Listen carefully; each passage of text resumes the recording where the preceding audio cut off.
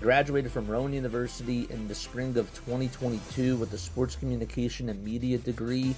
I got to actually call minor league baseball and G League basketball games while I was in school. And then I graduated, and as soon as I graduated, I went to NFL Films in Mount Laurel, New Jersey.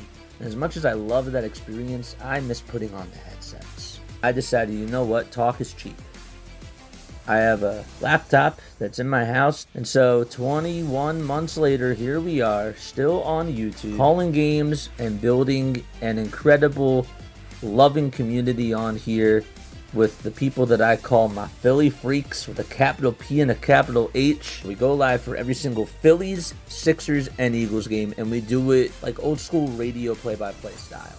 I'm Jason Joseph, and this is Play-by-Play with JJ. I showed a swung on barrel out to right field. Bye-bye baseball. That baby is long gone. Good evening, everybody. Hopefully you're all doing well and having yourselves a very, very fantastic day. My name is Jason Joseph. This is Play-by-Play with JJ, of course. If you are new to the channel, make sure you guys hit the thumbs up button. And please subscribe to the channel and turn on the notification bell icons as well. And that way you'll know when we go live. We do Sixers basketball, Phillies baseball, and Eagles football on this channel.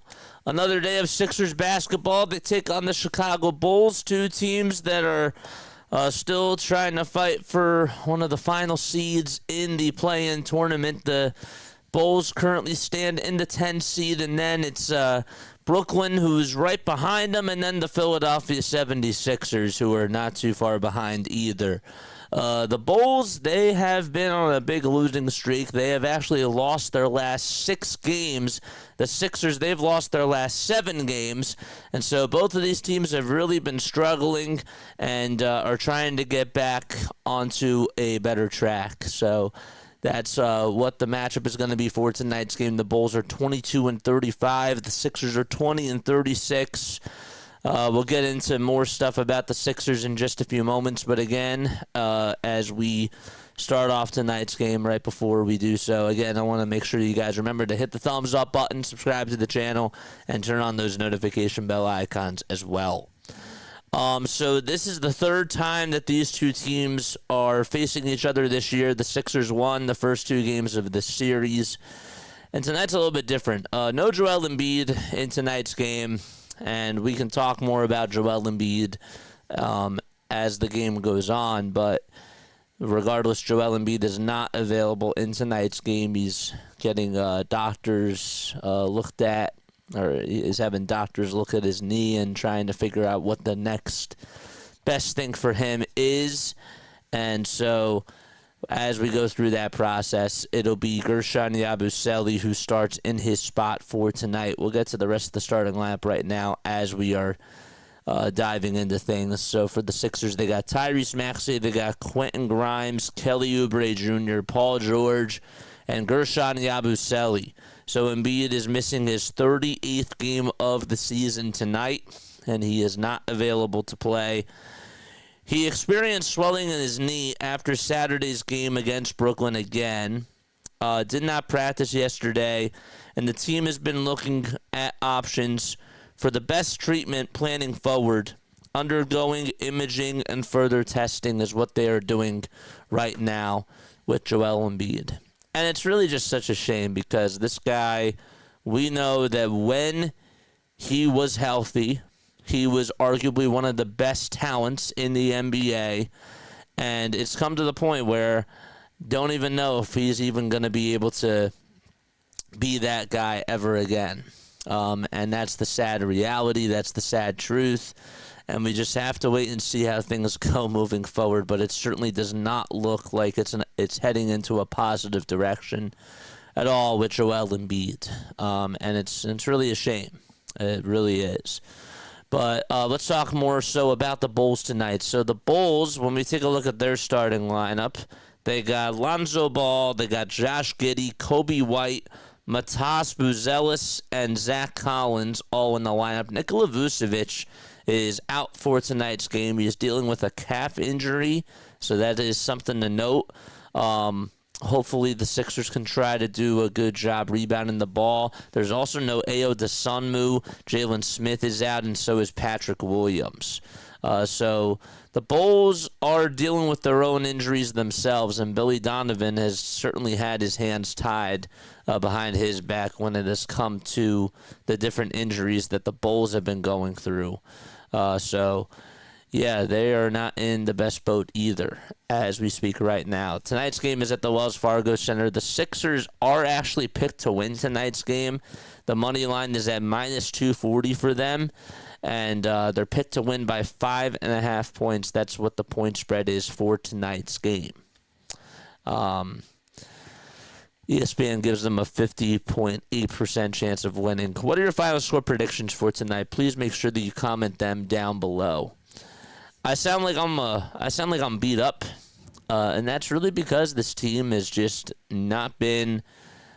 They have not been a fun watch. I can't sugarcoat anything. This whole season has really just been very hard to swallow, and we're at the point now where everything that they can do, everything that they say, everybody just feels numb. Can't really kick, can't really scream, can't really shout at the organization. It's just a bad spot to be in. And so I don't know where you guys are at, but are you at the point now where you're going to be happy if they lose the rest of these games rather than just win to get a top draft pick? Where do you stand on that? Because the fan in me sort of agrees with that statement, But I also would like to see the young guys go out there and ball. And it would be cool to sort of see them win and put up some good shots. But that's sort of where I am. It's like nothing that they can do right now can disappoint me or make me feel angry at this point in time. It's all about what's going to happen in the offseason and how do you take this season into account for what's to come in the future. That's where I am. That's where my headspace is. That's what's going on in my mind. And it's a shame that we're here, but it's reality. It's reality for sure. So please let me know what your thoughts are down below, because I'm curious. Do you think that the Sixers should win these games? We've played 56 games. This is game number 57. So after this, there's 24 games left. Do you think that we should win these? Do you think that we should lose these games? Where are you? Where are you with this? Please comment down below. All right. I'm going to take a very, very quick step off. I usually don't do this, but I need to take a sip of water, and I need to stretch. So I will be right back in just a few moments. All right. I'll see you very, very soon.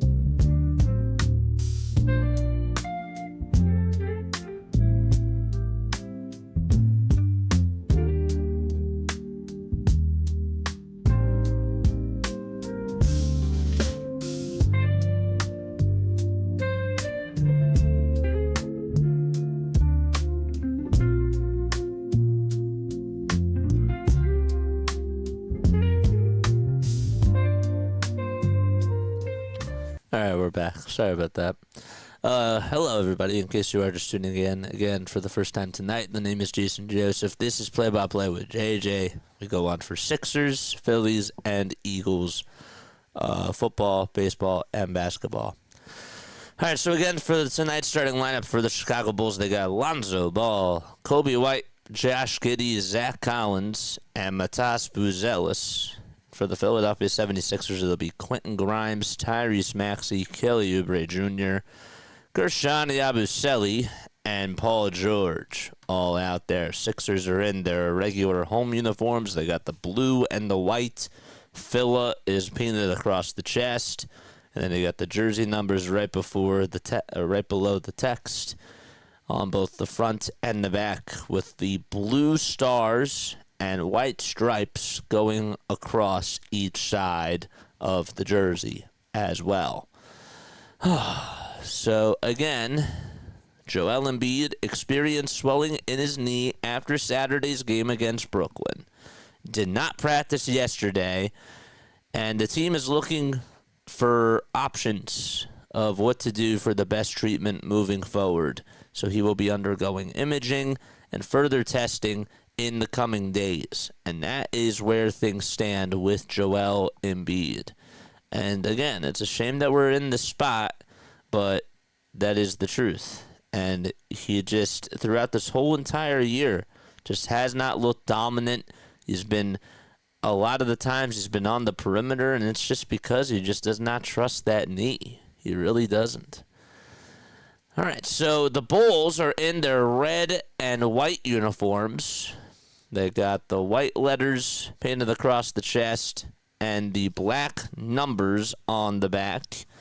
All right, so the tip-off was underway as Yabusele tips it all the way over to Oubre, who's in the dunker spot, and he slams it home for 2 points. And it's already a 2-0 ball game so far. Giddy down low finds Vucevic, and Vucevic able to have his way. Had a lot of daylight down low on the block, and nobody could cover him. And we're back to a deuce. Already 2-2. Just 30 seconds underway. Vucevic comes away with a steal, and he'll just tip it or pass it over to Josh Giddey. And Giddey is able to put it up and put it in with two hands, and it's 4-2 Chicago. It was actually Kevin Huerter who got it. Kevin Huerter is in the lineup tonight. They must have made a very sudden change for that. So Kevin Huerter is in the lineup, and not Kobe White. Huh, interesting. Yabusele is going to throw it over towards the far side, and it does go out of bounds. So it's 4-2 Chicago. Sixers tonight got to defend. They got to play. They have to try to box out as well and play really strong defense. They trail 4-2 so far. Collins, Vucevic, Ball, Huerter, and Giddey out there for the Bulls. And for the Sixers, it's George, Yabusele, Maxey, Oubre, and Grimes. Maxey loses the ball, and then here comes Josh Giddey, who throws it. An alley-oop pass to Matas Vucevic again, and he puts it up and in, and it's 6-5. So we've played about a minute and a half so far. Sixers, they do go from left to right. Grimes with a catch-and-shoot three. Jackpot, he got it to go. 6-5 is the score. Giddey on the drive to the basket, rejected as the shot is no good, and rebounded by Josh Giddey. Giddey to Vucevic over on the Penn Medicine side. He tries to find a cutting Zach Collins towards the basket, and Maxey is called for the shooting foul. I'm trying to figure out what's going on with with Kobe White and why he was a late scratch in tonight's game, because he was listed and was out there in the starting lineup. Kevin Huerter starts in the game in place of Kobe White. This was just reported.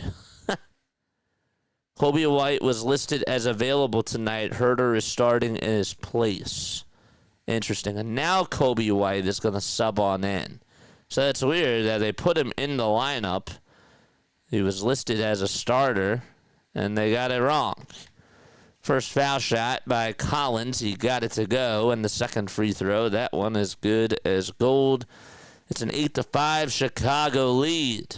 What's up, Denbrew? How are you? What's going on? Sad that the Phillies got rained out today. Yep, I know. Maxey gets some daylight, puts up a tray, and ties this baby up.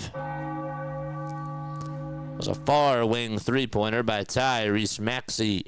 White dumps it back off over to Giddey at the top of the perimeter. Now goes over towards the nail. A kick out to White on the near wing at the three-point line. Will back up over towards the logo as George is defending him. White now at the nail. 3 seconds left on the shot clock. Giddey has to go over the runner, and he tries to put it up, and he tried to bank it in, but Oubre's there to catch the miss.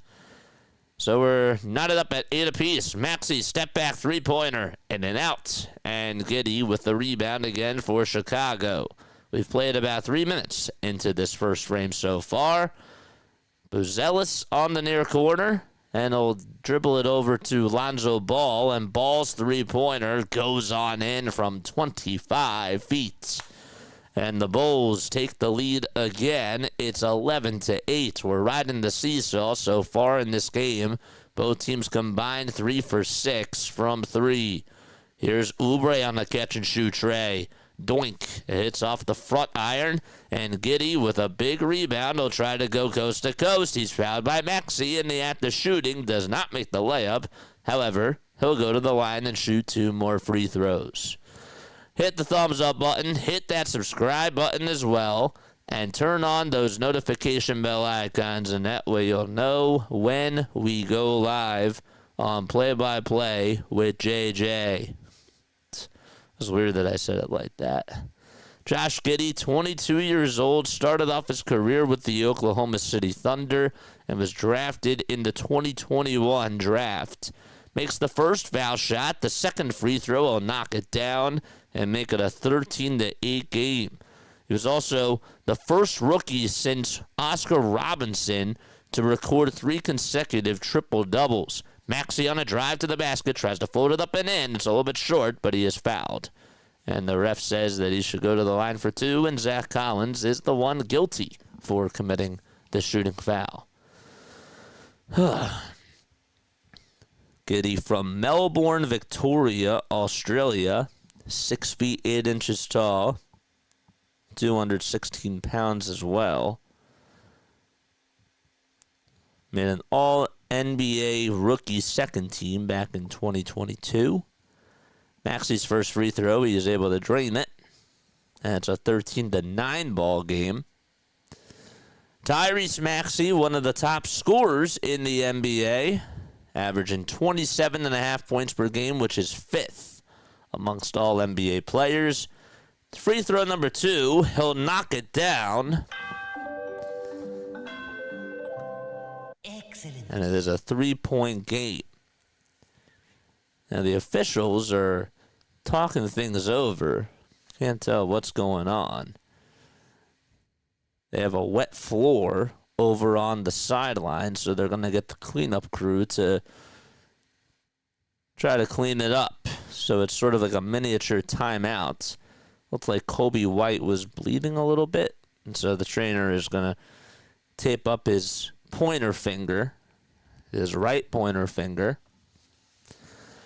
And so while we're in this timeout, I encourage you all to like, subscribe, and hit those notification bell icons as well. Let's go. Big Rud, what's going on? What up? Glad. Good luck to your team versus my lovely Bulls. What's up, Big Rud? How are you? We like to keep it fair on both sides. So, we hope that you'll stay, man. 13-10, Chicago has a 3-point lead. Both teams struggling. Sixers have lost 7 games in a row. The Bulls have lost 6. Ay. As we mentioned before, that the Bulls, the money line for them is at plus 150, and for the Sixers it was at minus 220. Now it's at minus 190. Now, we do see that Kobe White is going back into the tunnel, and they were giving him a little bandage to wrap around his pointer finger, and now he's going back into the locker room. Maxey is over on the sideline. He just knocked down 2 free throws. White was originally supposed to be in the lineup tonight, and then he came off the bench.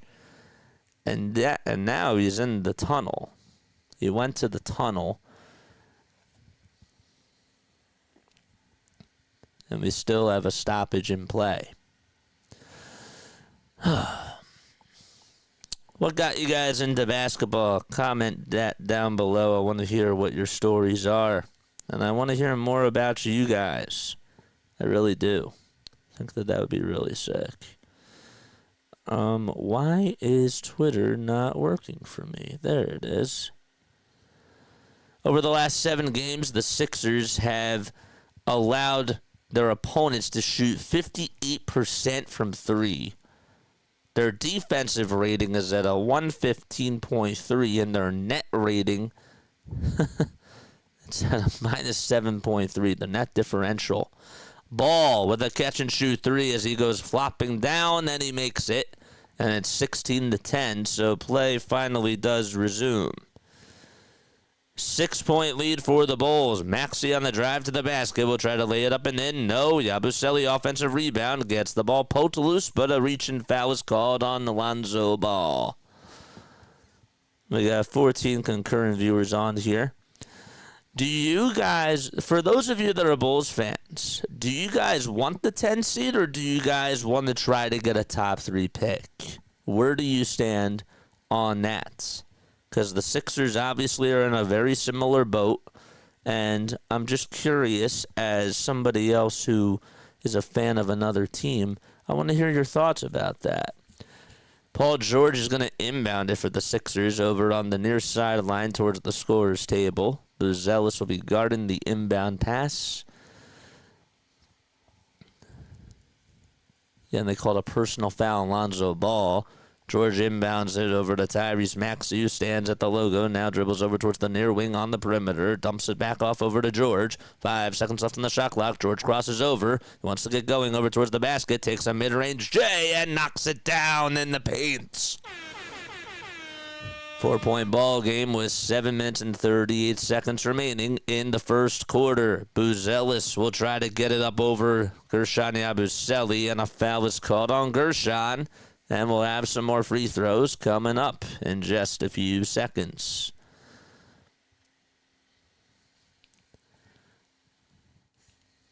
Mentioned that the Bulls lost to the Sixers in both games that they've played in this season. LaVine had 25 points in the last game for the Bulls, last time that the Sixers played against Chicago. Also was 10 for 20 from the field. Of course, now Zach LaVine got traded to the Sacramento Kings and is reunited with another former Bull. That's DeMar DeRozan. First free throw by Matas Buzelis is good, averaging 6.5 points per game and 3 rebounds as well. Free throw number 2, swish goes the basketball. Bulls lead it by half a dozen points. Maxey will get the inbound pass. He dribbles over towards the left side, finds Yabusele over at the top of the key. One more to George. Well, George thought about taking the shot, finds Yabusele again for a wide-open three-pointer, and it doesn't even hit the rim. Goes so far off the glass. Giddey rebound. Pass to Lonzo, and he's looking for help as Giddey and Lonzo have a game of catch. Giddey will try to drive it inside, gets it knocked loose by Grimes, stolen by George. Oubre on the drive to the basket, gets it stripped by Ball. A loose ball on the ground, and George gets it back. George puts up a three-pointer, and it hits the back iron, and Ball catches the miss. Lonzo Ball with very good defense as he knocked it loose from Kelly Oubre Jr., and unfortunately, George couldn't hit the three. Here's Kevin Huerter on the perimeter for Chicago, and he bangs one from another area code from 26 feet. And it's 21-12. Timeout called by Nick Nurse. Sixers down by 9 against the Bulls. Okay. What's going on, Charles? How are you, my friend? It is very, very good to see you. Oof. Man. All right. We got 17 concurrent viewers on here watching. Don't forget to hit the thumbs up button and hit that subscribe button too.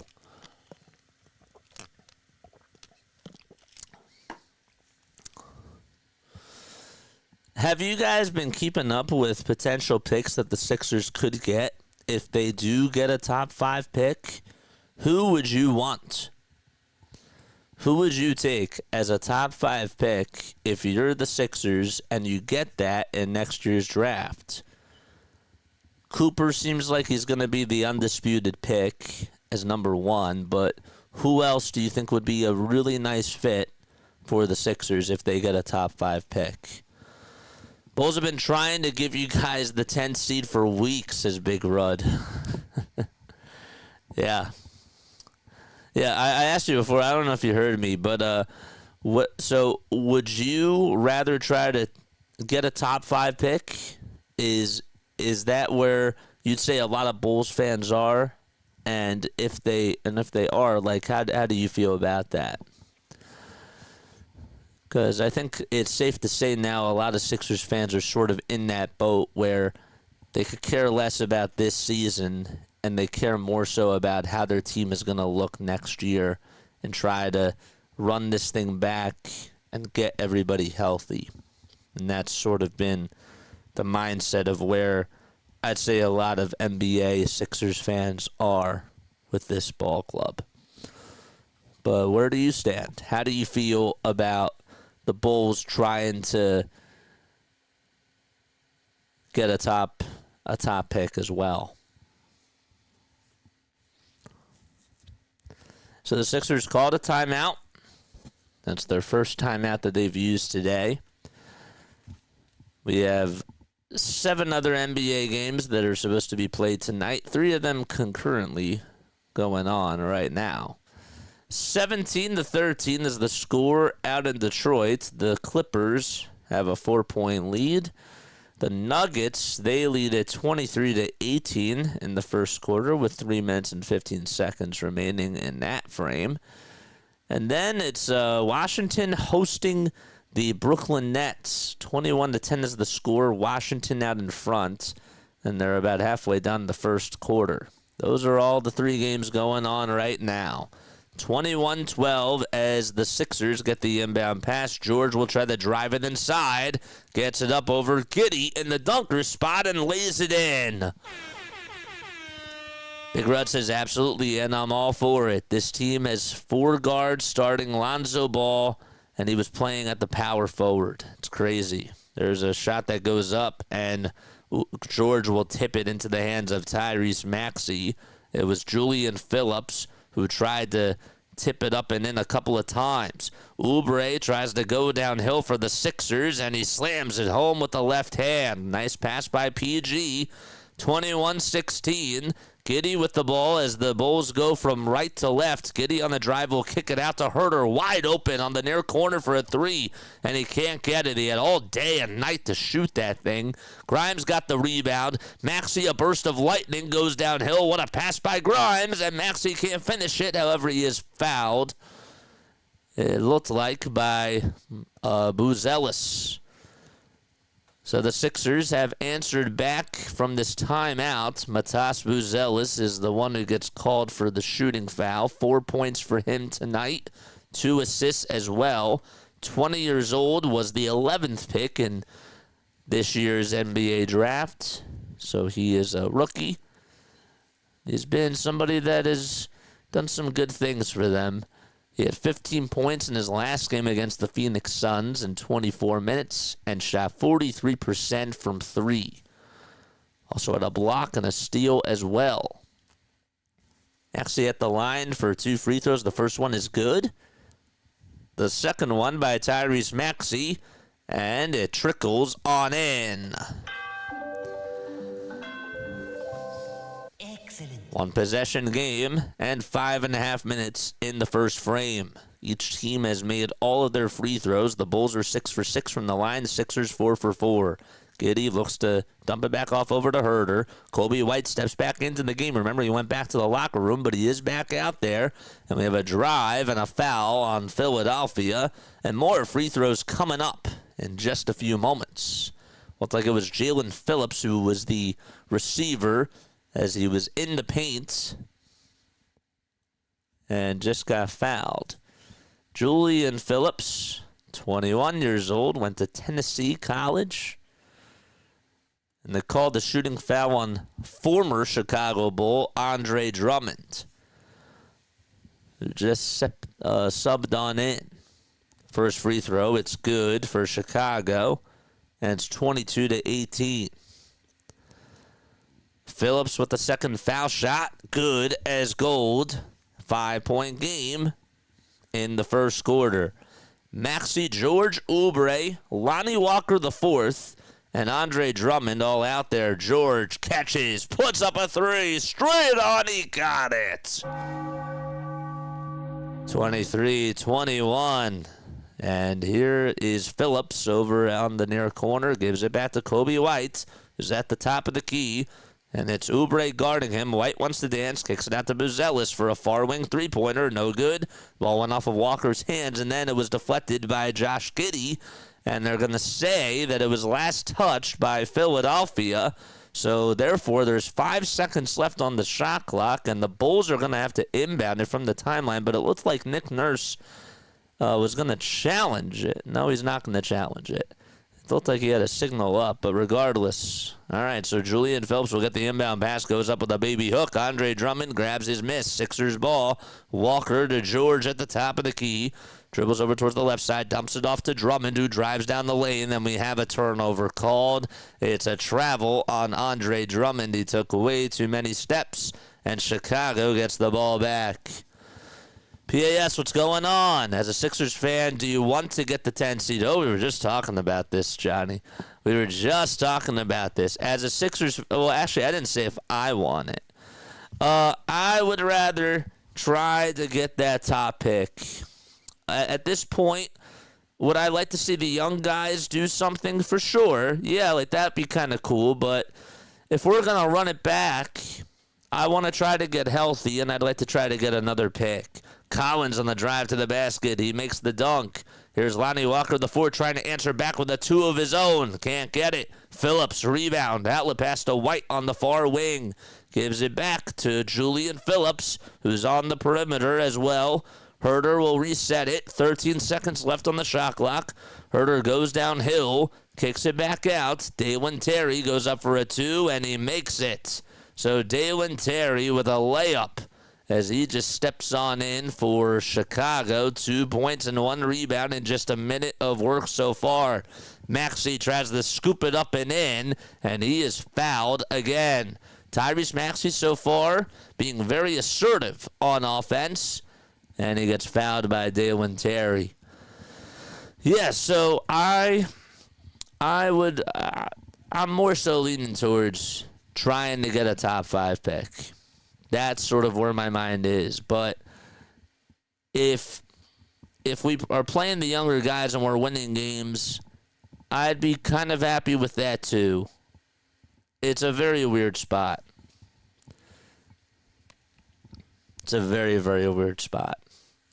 First free throw by Maxey goes in and out. Neil says tank. I just think that we should pretty much try to take the starters out, except for Tyrese Maxey.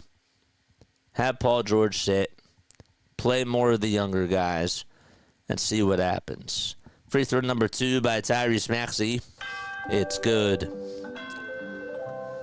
Excellent. 8 points for Reese. 5 for 6 he is from the line as well. White gets it over at the nail. It's stolen by Maxey. White, though, gets it back.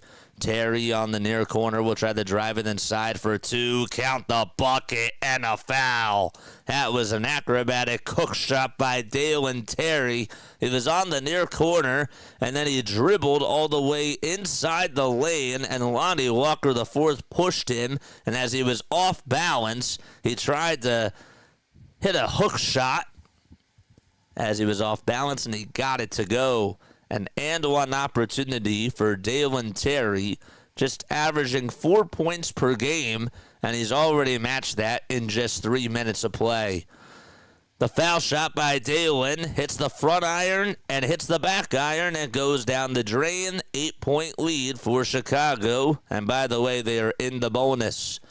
Grimes steps back in for the Sixers. Maxey being heavily guarded by Herter. Gets a screen set by Drummond. Grimes back to Maxey at the top of the key. Maxey crosses over. One on the foul call. Bounces it back to Grimes. 5 seconds left on the shot clock. One more pass for a 3-pointer by Walker. No. Offensive rebound that's tipped from Drummond over to George. Maxey will try to drive it inside. A lot of contact. Whistles remain silent. Can't make the layup. Bulls rebound. White outside. 3-point shot by Phillips. Can't get it. Deflected. And volleyballed into the hands of Andre Drummond. Grimes again will reset it on the perimeter for the Philadelphia 76ers. Former New York Knick going at it. Bounce pass to George. Catch and shoot 3. And then out it goes. Drummond, offensive board. Runner. It's good. 6-point game. Absolutely, I think Joel Embiid should be shut down. I'm hoping that he can try to get another type of, I mean, at this point, get the surgery, get the rest, whatever you have to do, man. Here's Maxey who gets fouled, who causes a foul, and Terry is going to probably go to the line for 2 free throws, but the Bulls before that will call a timeout. 30-24, Chicago in front. Oh, boy. Yes, make sure you guys like and subscribe and turn on those notification bell icons, folks. We are on the road to 5,000 subscribers. We've been doing this for 2.5 years. Crazy. This is season 3. This is really season 3.5, right? Of the Sixers. This is season 3 of the Phillies. And next year will be season 3 of the Eagles. So, Thanks, man. I appreciate it. Spread the word. Spread the word. I'm from South Jersey. I love doing play-by-play. I called Villanova ice hockey games this year, which was really cool. I also, when I was in college, got to call games for the Blue Coats and for the Blue Rocks. The Blue Coats are the Sixers G League team. And the Blue Rocks are the minor league affiliate of the Washington Nationals. So that was awesome. And then I interned at NFL Films and came onto YouTube, figured that, it was really important for me to start my own brand because that's the way digital media was heading into that direction. And so many people at NFL Films were like, you should, if you're not, it's hard to get full-time jobs in this business, so you gotta put yourself out there. You gotta call games. If that's like what you want to do, you gotta do it. So, I don't like to really toot my own horn a lot, but that's sort of like what we're doing. We have people on here that do an awesome job with watch parties. There's some other people that do play-by-play on here that do a really good job, and we just, we try to keep it professional. We also try to make it interactive as well. It's more so like a radio play-by-play, if you will, with more interaction, where you guys are characters in the story as well. And that's how I treat it. That's really how I set the tone on here. And it's fun. It's very nice. So Paul George already leading the way. Actually, Maxey's leading the way with 8 points, but Paul George is 7. He is also shooting 3 for 5 from the field and 1 for 3 from downtown. 30 points for the Chicago Bulls and 24 for the Philadelphia 76ers. The Bulls in this game, in case you are wondering, the Bulls are shooting 43% from 3, and the Sixers are shooting just 33%. Sixers 3 for 9, Bulls 3 for 7 from beyond the arc. Thanks, Big Rod. I appreciate it, man. I do. 2 free throws coming up for Dalen Terry as the foul was on Tyrese Maxey. Again, remind you that the Bulls are in the bonus. First free throw by Terry. He puts it up and knocks it down. You'd assume that the Sixers would put Lonnie Walker IV, someone who spent months overseas, in a few actions to get him going. So far, Walker has only been utilized as a spot-up shooter, says Jacob Marino, and that's a very good analysis. Second free throw, it's good. And here come the Sixers. George on the drive to the basket. Can't make the layup. Offensive rebound by Andre Drummond. A kick back over to Grimes. Grimes not once. And he's fouled on the second time, going up with another layup. So both teams now in the bonus. A lot of fouls called. A lot of whistles in this first quarter so far. To be exact, there have been a total of 12 fouls. Bulls have put up 12 points in the paint. Sixers have put up 10. The Sixers have conceded 6 points off of turnovers. First free throw, it's good, by Quentin Grimes. Grimes averaging 10.8 points per game, but that doesn't really tell the full story. This is a guy who, ever since coming over to Philly, he's been putting up at least 14 points, or about 14 points a night. He's been doing really well. Second free throw, it's good as gold. Excellent. 32-26. White gets it at the top of the key. Hands it off to Herter. And down low is Buzelis, who tries to hit a step-back J over Drummond. Can't do so. Walker tips it, and Drummond can't hold on to it. Butterfingers. Buzelis rebound. White on the drive. Tries to pass it. Paul George guards the passing lane, but it goes out of bounds. Last touch by PG over towards the baseline. So there's exactly 90 seconds remaining in the first quarter. Sixers are 10-19 at home. Bulls are 12-15 on the road. Grimes tries to deflect the inbound pass. He does, but there's a foul called on Quentin Grimes. He's sort of pushed Dalen Terry out of bounds over towards the near sideline. Grimes is also shooting 34% from 3 ever since he's come over to Philadelphia, and is shooting 47.5% from the field, which is even more than what he was averaging as a Dallas Maverick. Free throw number 1 by Julian Phillips. It was not Dalen Terry. It was Julian Phillips who was fouled, and he missed the first free throw. I beg your pardon. Phillips, just a 73% career foul shooter in his 2 seasons. He'll hit the second free throw and goes 1 for 2 from the line. George with a dump off to Drummond. Sixers move from left to right. Here's George with a catch and shoot 2 from the near corner. And Drummond, who tried to get the rebound, was fouled by Dalen Terry. It is a loose ball foul. And more free throws coming up for Andre Drummond. They called the foul on Kobe White. Drummond with the cornholes. There's a lot of sweat dripping down his face. Has a red shoe on his left foot and a black shoe on his right foot. First free throw by Drummond. He's able to make it. Only just a 46% career foul shooter. Takes 2 dribbles. Looks at the rim. Fires the trigger. And swishes it for Philadelphia. Excellent. 1 minute and 10 seconds to go. Drummond 4 for 4 from the line today. That's a rare sighting. 6 points for him. Vucevic with a catch and shoot 3. Grimes gets the rebound. Boy, they're missing Vucevic. He's a very good rebounder for them, and you can definitely see that. Grimes steps back with an elbow J. It's a little bit short. Drummond tries to catch the rebound, and it's Vucevic who is able to box him out and get the board himself. Good passing by Chicago. They make 5 passes. Herter steps back and hits a tray from the near wing. He is a very good three-point shooter. Was acquired in that trade for Zach LaVine from Sacramento. George tries to put up a 3. Too much mustard on that one.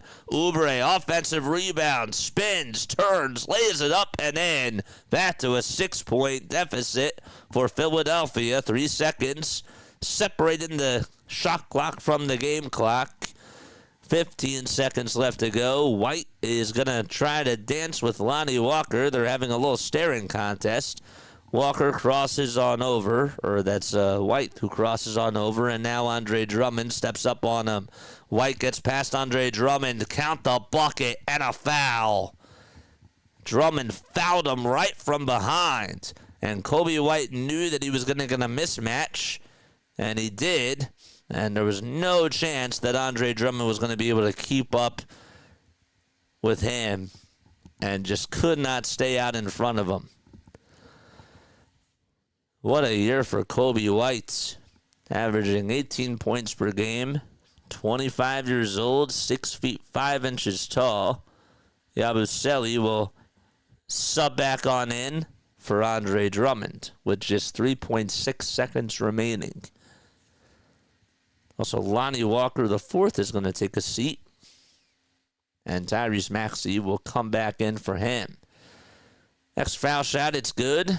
Sixers will have George inbounded as he gives it over to Maxey. Maxey with a 3/4 court shot. It's up, and he airballs it. It was not even close.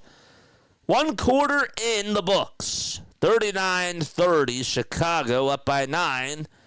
And we'll be back in just a few moments for the second quarter at the Wells Fargo Center.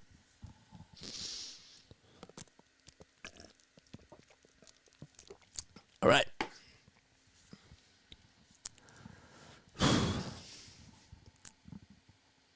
How is, I don't understand how Lonnie Walker is just not playing many minutes. I want to see what he can do. I really do. Andre Drummond, and this is a good note from RB, 3 fouls in just 6 minutes. That's actually more so impressive. Walker is now 26 years old. In high school was named Mr. Pennsylvania Basketball. He's from Reading, Pennsylvania. Remember, he was drafted by the San Antonio Spurs and played with the Spurs from 2018 to 2022. Also won the King Mindaugas Cup this year overseas. Before he was signed to Philadelphia, he played for the Zalgiris Kaunas. Ended up signing with them in October of 2024. And then parted with them on the 19th of February.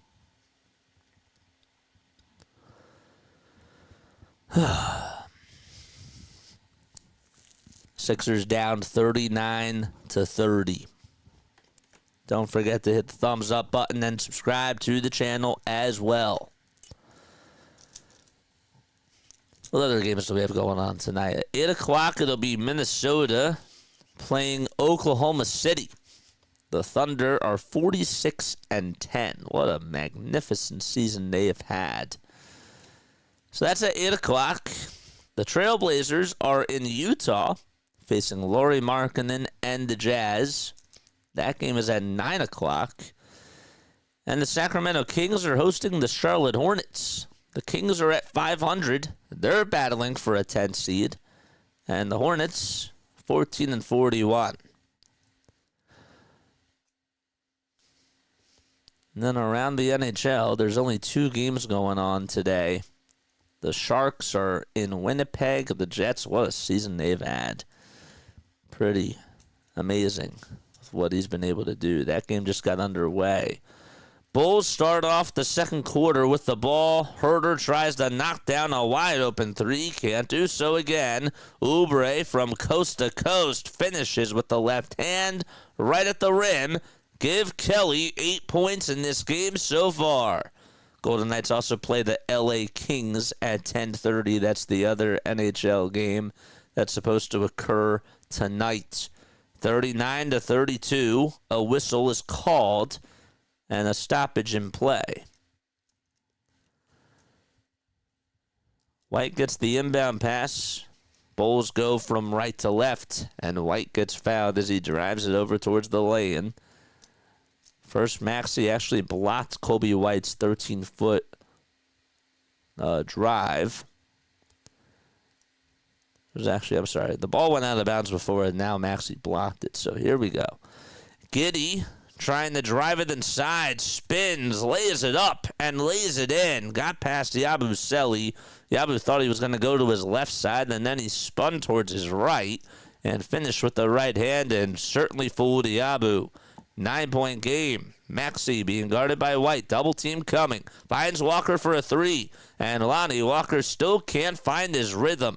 They're trying to use him on catch-and-shoot situations. White off the dribble. He can't knock down a three either. And Walker able to come up with his miss. A dump-off pass from Walker to Yabu. A straight-on three. And that one is short. He tried to get it to go and just could not do so. Herter catches, lights one up, and hits it from the near corner. Kevin Herter, 2 for 4 from beyond the arc in this ball game. Now 26 years old. Ended up making it to the Eastern Conference Finals with the Atlanta Hawks once upon a time. Maxey to yabusele. Yabu thought about firing the trigger. Maxey gives it back to Yabu. This time he goes up with it, and it's way too strong. We've only played 2 minutes into this second quarter. Giddey with a layup again. Highly contested, but he still makes it somehow, some way. 14-point game. Maxey over to Walker. Yabusele was supposed to be the guy who caught it, but there was some miscommunication, and Walker was right there to the rescue. Council will get it as he comes on in for the first time today. Off the dribble, goes up over Herter. Can't get it in. Yabusele tips it, and Yabusele saves it. Yabu to Oubre. It's blocked by Giddey or right near the basket. Giddey gets it knocked loose by Council, and Council takes the ball away and gets called for a travel. Wow. Lot that happened there in that sequence. So Council turns it over, and the Bulls have the ball back. Saw Lonnie play high school basketball at McCaskey High School in Lancaster. He was a hooper. There's a drive inside by Dalen Terry, and Dalen Terry looks like Scary Terry out there. And makes it a 16-point game. Timeout by Nick Nurse. I'll be right back. I got to take a very quick step off. I will see you very, very soon.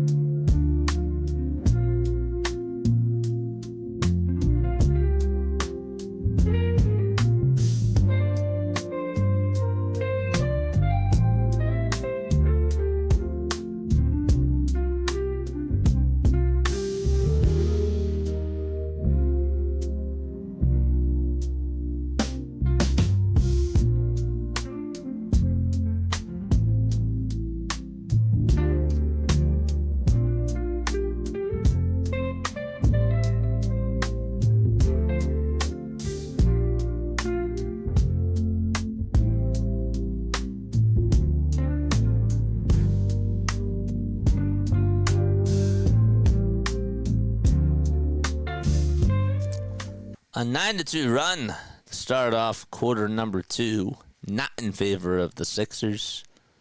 Bulls lead at 40-32.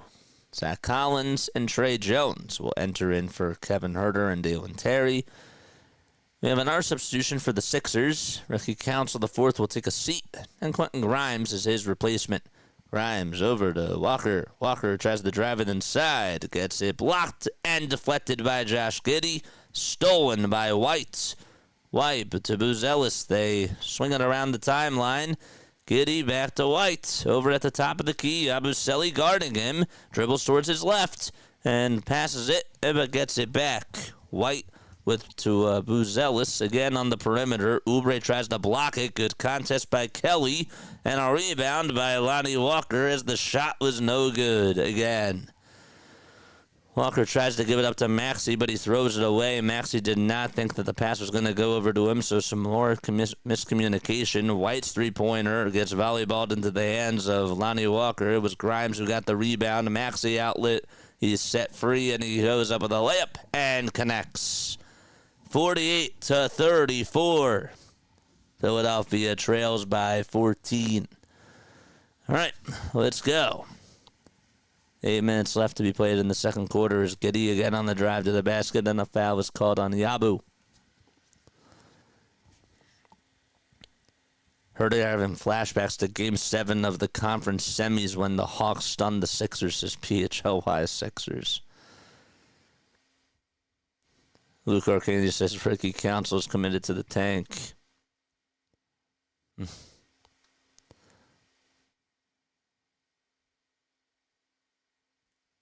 wild.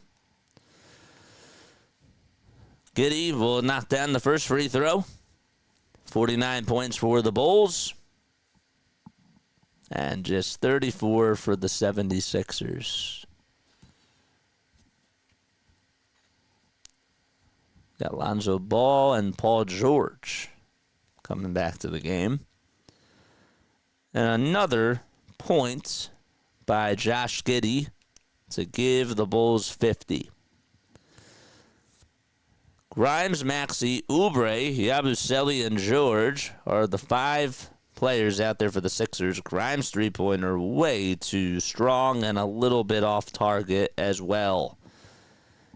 And the Bulls have the ball. Buzelis tries to throw it, deflected by George. Buzelis, though, gets it back. Buzelis gets fouled by PG in the lane, and the layup is no good, but a foul in the act of shooting from Paul George. Tyrese Maxey, since January 6th, averaging 30 points per game, shooting just 36% from 3. He's made about 3.5 threes per game, and also has 1.5 steals per game as well. Buzelis, with the first foul shot, got it.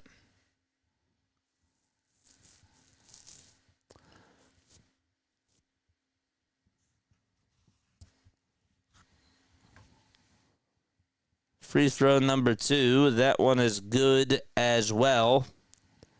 Matas Buzelis with 5 points, 3 assists, and 2 boards, shooting 1 for 4 in this game.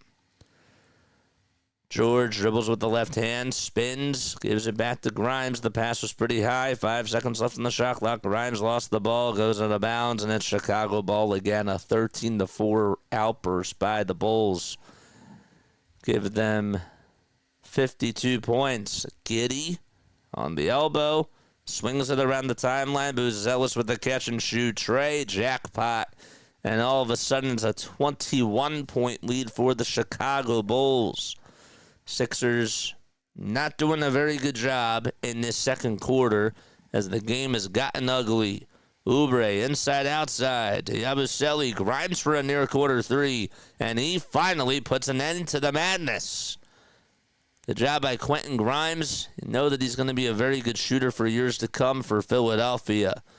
Buzelis gives it back over at the top of the perimeter on the near wing. And who has the ball? It's Trey Jones. You guys remember Trey Burke? I don't know why the name came into my head. Another three-pointer by Buzelis, contested and airballed, and the shot clock was winding down all the way to 0. And it'll be Philadelphia basketball. Gio's videos, what's going on, man? He says, go Philly. Sorry, I wasn't looking at the vertical stream chat. I apologize. I do apologize about that. The lead is decreased for Chicago to 18 points. Dembona will check in for the first time today. Oubre will try to drive it inside, and he's fouled. We'll have some more free throws coming up.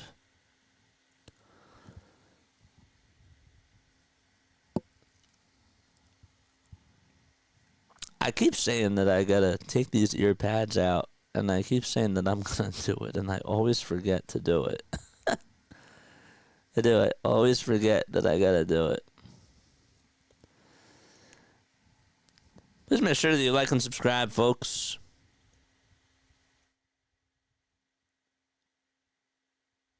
Free Andre Drummond. It's funny.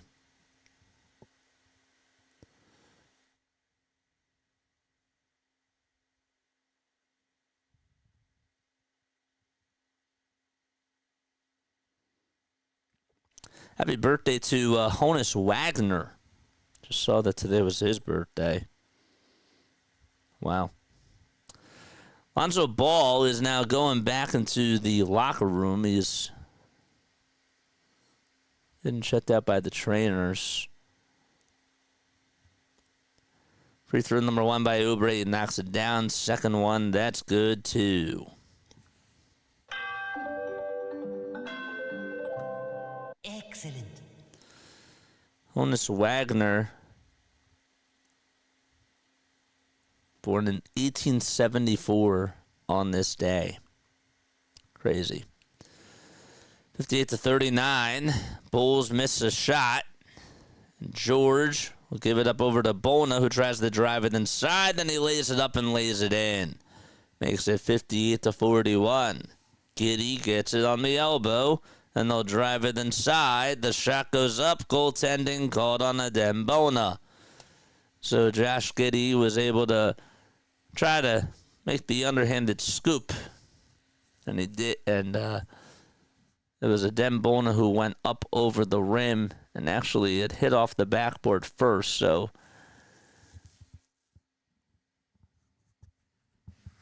goaltending was called. Catch and shoot 3 for Grimes again. Yes, sir. Quentin Grimes from 23 feet. He's feeling himself. Giddy with another 3, and he answers back with a tray of his own from the top of the key. It's Herter, Buzelis, Giddy, Phillips, and Trey Jones out there for the Bulls. Maxey will try to drive it inside, and it's missed. And the Bulls touch it last. And it'll be, no, actually, Maxey touched it last, and it's going to be Chicago ball. Weird. Very, very odd. And Oubre is going to come on out.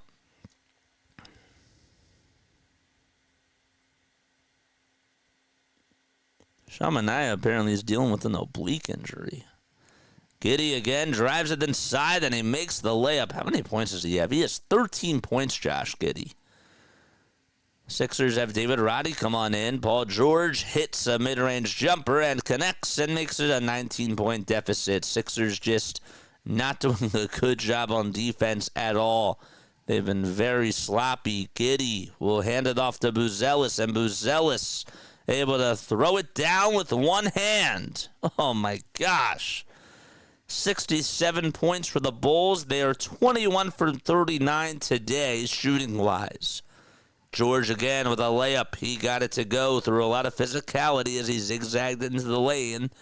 And 67-48. Herter down low with no penetration over to, it looked like it was Phillips again. And Phillips threw it down with one hand to put the deficit back to a 21-point deficit. Josh Giddy has just been so good at facilitating the ball. Looked like it just seems like every time the Sixers play defense, they're always going for the guy who has the ball. The Bulls have had 17 assists on 22 shots. Maxey isos with 4 seconds to go. Finds Roddy for a catch and shoot 3. And I think Adem Bona got pushed. I think he got pushed, but they're going to call a shot clock turnover, as the ball didn't even hit the rim. What's up, Jane? How are you? How are you, Jane? Thanks so much for stopping by. Looks like Bona got tangled up, but it wasn't going to matter anyways because David Roddy's shot didn't even hit the rim. RB says, based on what we're seeing now, I don't even know if the Sixers can win 5 more games this year. Timeout called by Philadelphia, and I'm going to take one more step off. I will be right back. All right, be right back.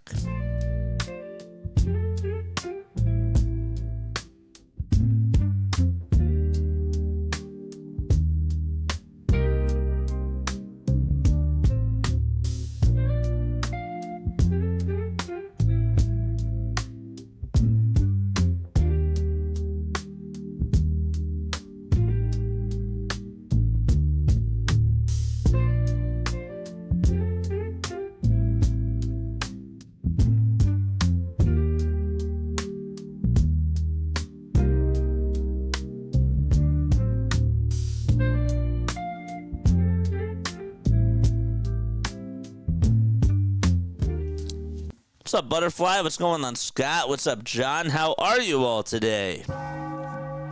It's good to see you all. Now I have my hat here because I had to take off the hat. Just had to take it off. It was bothering me. How's PG doing? Oh, he's doing PG things. He actually has 11 points, but he's just hitting his mid-range J's. He's 1 for 5, though, from 3. John says, I'm doing good. Nice, man. Thanks so much for stopping back on by. Again, guys, if you are new to the channel, like, subscribe, hit the bell icon, share everything with your friends and family, man. Stopping by, too busy tonight, JJ. No, I appreciate it, Jane. Good day. Good day. Yes, sir. Always good to see you.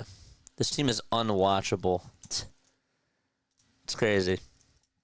Yeah. I know. I know that we've gotten to that point. It's like nothing that they can say. This is next level. Dude, RV's Twitter has gone off tonight, man. David Roddy missed a 3-pointer by 5 feet, which doinks off of a dem ball on his head. That's next level tanking.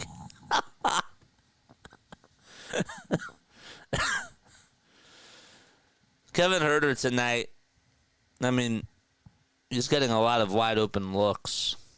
And that's just not, that's a recipe for disaster when you're facing a very good 3-point shooter. 5 for 7 he is shooting wise from the field. 4 for 6 from 3 he is. 3 of them have been wide open. Giddey at the top of the key. Gives it back over to Herter. Here's Vucevic with a 2. No offensive rebound and a reset by the Bulls. Herter steps back and tries to hit a 3 again, and finally the Sixers get a rebound. Sixers lineup, it's PG, Tyrese Maxey, Kelly Oubre Jr., Quentin Grimes, and a Dembona out there for Philadelphia. Grimes on the drive, kicks it out to Maxey. Maxey at the foul line. They just continue to pass it out of the lane. Oubre for 3. In and out it goes. And a rebound again by the Bulls as White tries to go downhill with a burst of speed. More ball movement. Vucevic wide open for 3. It's just simple basketball, and yet the Sixers dodged a bullet. They're just not passing it the way that they should be. Oubre downhill over to Dembona, and Bona goes down as he's fouled by Josh Giddey. That was funny. Thanks for the chuckle, RB. Is Embiid on the court? No. He's getting an opinion. They're trying to find ways to get him an opinion from a doctor. They're trying to find other doctors out there to help him with whatever's going on with his knee. 69-48. The Bulls up by 21. 2:10 to go. George with a catch and shoot 3. It hit the front of the rim, hit the back of the rim, hit the front of the rim again, and it went on in. That's like the softest touch that you have to have, and some luck as well. Josh Giddey parts the Red Sea. Everybody was a statue on defense for the Sixers, and Giddey just cuts to the cup and makes the 2. George to Oubre, and Kelly Oubre spins, turns, gets it blocked by Giddey, stays with it though, and floats it up and floats it in. Kelly Oubre, 12 points and 5 boards in this game so far. Vucevic again with no hesitation, runs it up and runs it in. Hit the little floater, and the teardrop was able to roll down in the basket. George layup, and he answers back. It's like a layup line out there for the both of these teams. Sixers just with no paint presence at all. And they're just guarding the ball handler. Grimes defending Kobe White. White needs help. He'll dump it outside. Council tries to fight through a screen. And it's Vucevic who gets past Oubre. It's rejected by Paul George. And the steal comes from Grimes. It's 2-on-4 basketball. Grimes goes up with a 3 anyways. Probably should have waited. And it's rebounded by the Bulls again.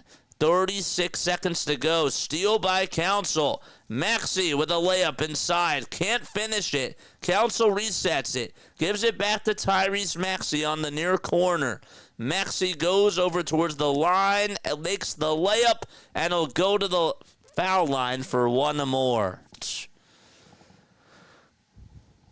And by line, I meant he was at the baseline.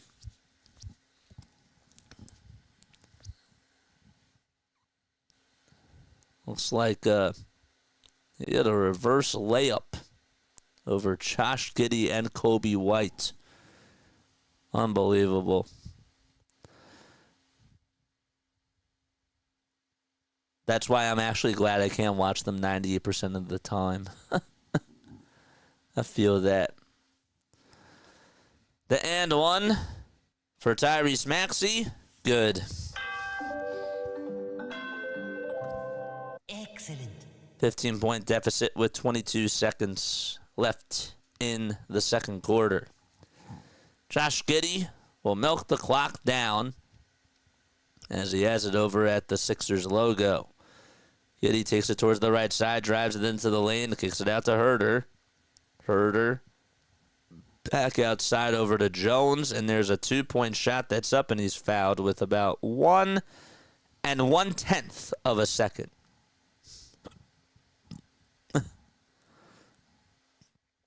1.1 seconds left to go.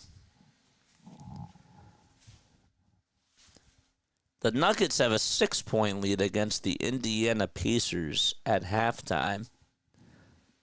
The Pistons lead it by 2 against the Clippers at halftime.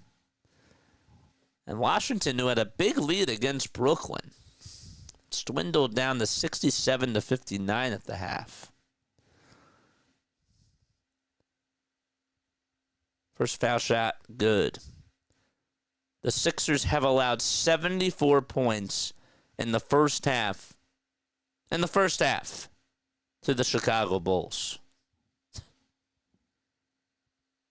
That's an all-time low. 75 now as the second foul shot's good.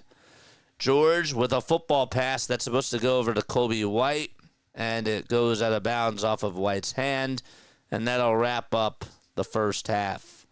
75 points. That is a season high for a first half by Chicago. Crazy. Absolutely unbelievable. So it's a 17-point lead for the Bulls as the Sixers go into the half. One more step off. I'll be right back in about 5 minutes, and we'll do a little halftime report. All right, see you soon.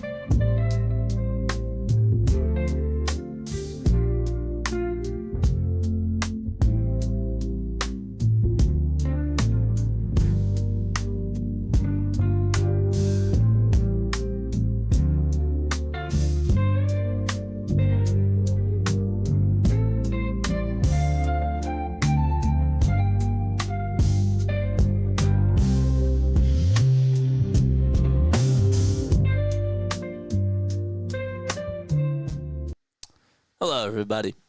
You're tuning into the Sixers halftime report here on Play by Play with JJ. We've hit a new all-time low.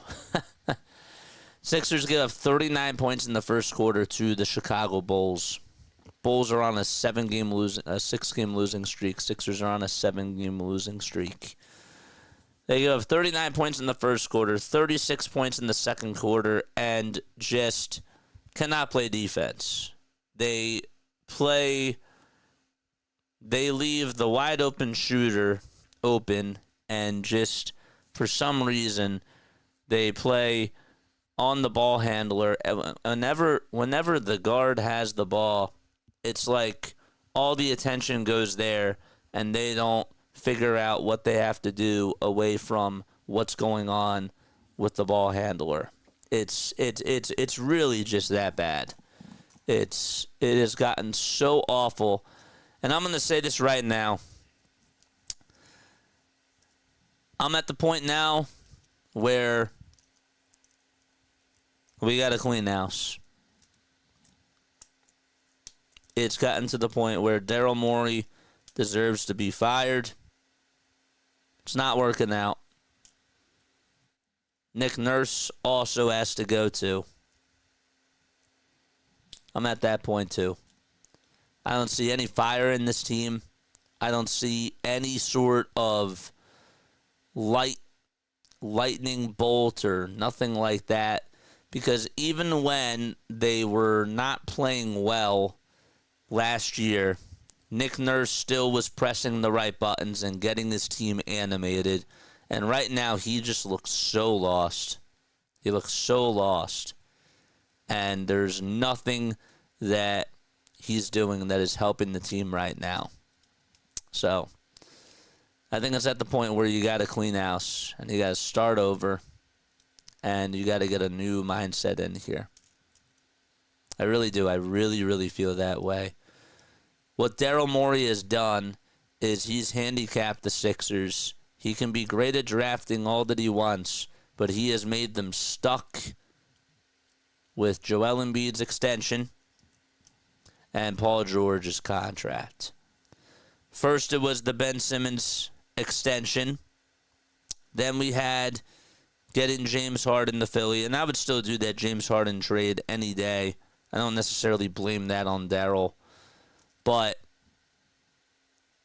just surrounding Joel Embiid with older guys and not capitalizing on Joel Embiid's window and his timeline, it's been a failed tenure for Daryl Morey. It really has. And I'm ready for that to be done. Mr. Analytics guy. I'm done. I'm ready to move on. We gotta start over. I know it's a lot easier said than done, but I think that you need a new mindset, you need a new philosophy, because this has been going on now for 4 years. We've had Daryl for over 4 years now. Giving Tobias Harris all that money, giving Al Horford all that, Al Horford getting all that money. That actually wasn't Daryl Morey. The Al Horford deal was not Daryl Morey. But Tobias Harris's contract, not finding a way to move on from him. It's just been bad, man. It's really, really been bad. And in the NBA, this guy has had this mindset of trying to go after stars. And sometimes when you're star hunting and you're going after guys that are past their prime, like James Harden, like Paul George, and not getting the right pieces around Joel Embiid, it's never going to work. It's never going to work. We're in a league now. You take a look at the Boston Celtics. The Celtics have very good role players. It's Tatum and Brown, and then it's Kristaps, Drew Holiday, and all these other pieces that they have. Sam Hauser, Peyton Pritchard. They just fit the mold. They fit the schemes. They fit the pieces. The Nuggets with Jokic and Murray and Aaron Gordon. What do they have around them? shooters, perimeter defensive players. The Oklahoma City Thunder, nice young talent around Shai Gilgeous-Alexander, Jalen Williams, and Chet Holmgren. The Orlando Magic, young talent. Cavs, young talent. The Sixers don't have that. And that's why I think it's safe to say that it's time for Daryl Morey to go. I do. But where do you stand? Do you agree? Do you disagree? How do you feel about what's to come in the offseason? Does Daryl Morey deserve another shot? Does Nick Nurse deserve another shot? Where are you? What is your mind telling you? Some of you guys believe that Daryl Morey should have been gone a long time ago, and I thought that was a little bit too premature. But now I'm at the point where he was on the hot seat to start off the season, and so was Nick Nurse, and they both, I think, have just been awful. What say you? What say you? I really want to hear your thoughts. I think we're at the point where we got to stop going to the games, man. Time to clean house, says Neil. Elton Brand, bye-bye. I want Elton Brand gone. I want a new start. I want a new start. We didn't fully... I think that what screwed us up is that we didn't fully clean house with the Brian Colangelo era. There's still some people that are still in the front office on the analytics teams that are still making decisions. And that's a problem too. Nobody wants to talk about that. But those are issues as well. Those are big issues.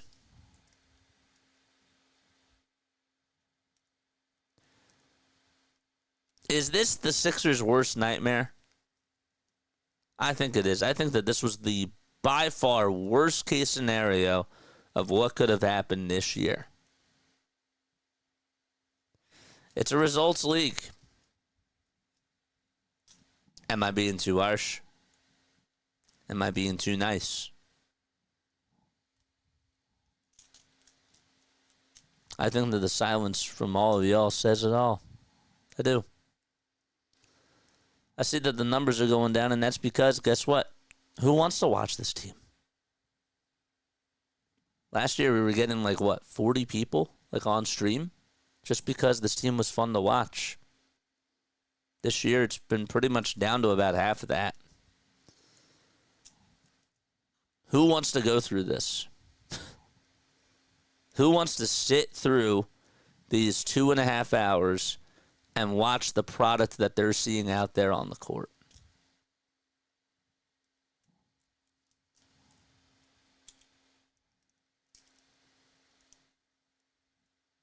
An all-time low of what could have been. You know, the Wizards, I'm looking at that scoreboard. It's now 67-61 against the Brooklyn Nets. Wizards had a 14-point lead. It actually really wasn't that big of a lead, but the Nets haven't even led throughout the whole entire game.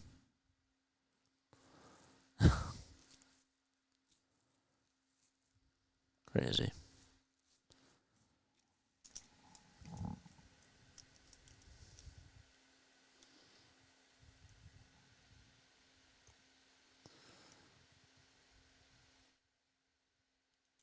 I just don't know what else there is to say.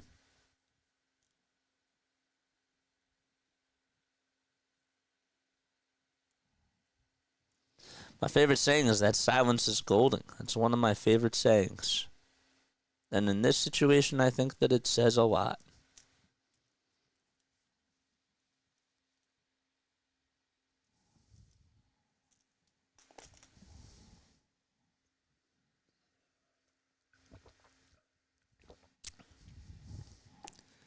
Josh Giddey has 17 points and 10 rebounds. 5 assists, too. He's averaging 6.5 assists per game.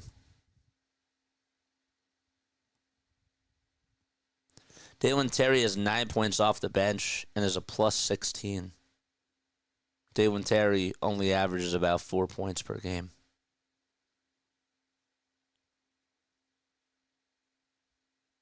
Julian Phillips pretty close to his points per game average. Averaging 4.5, and he has 5.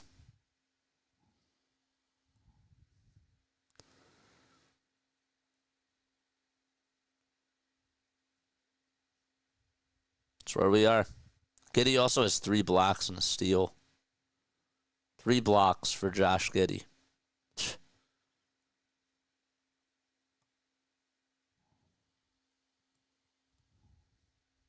That's where we are. That's where we are.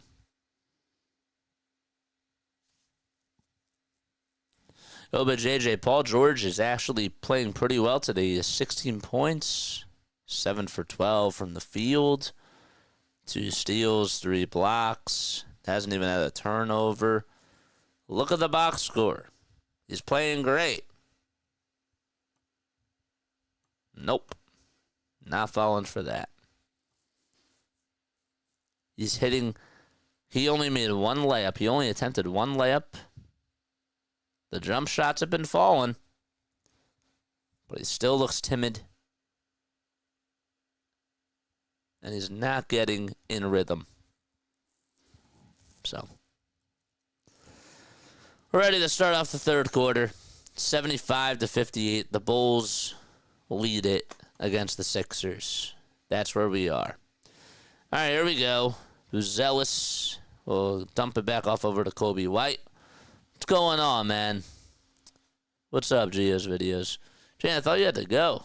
No, okay. You can stay. I thought that you had to leave. I'm sorry. Giddey, wide open 3-pointer, and he hits it. 20 points for Josh Giddey and 10 rebounds as well. So it's a 20-point lead for Chicago. And we've only played 30 seconds into this third quarter. George to yabusele, and he gets hit right into the face as he was trying to go up with a 2. I'm getting teeth extracted this week, just like watching the Sixers tonight. Scott, I wish you the best of luck, man, with that. Hopefully it all goes smooth. And I got a shout out. I did shout you out. I said, what's up, man?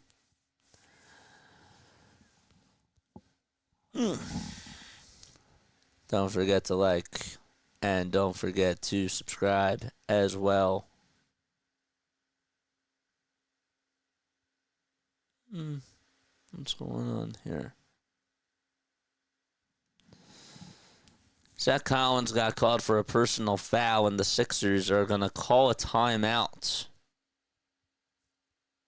Yabusele got hit right into the face. And I wonder if they're going to see if this is a flagrant foul or not.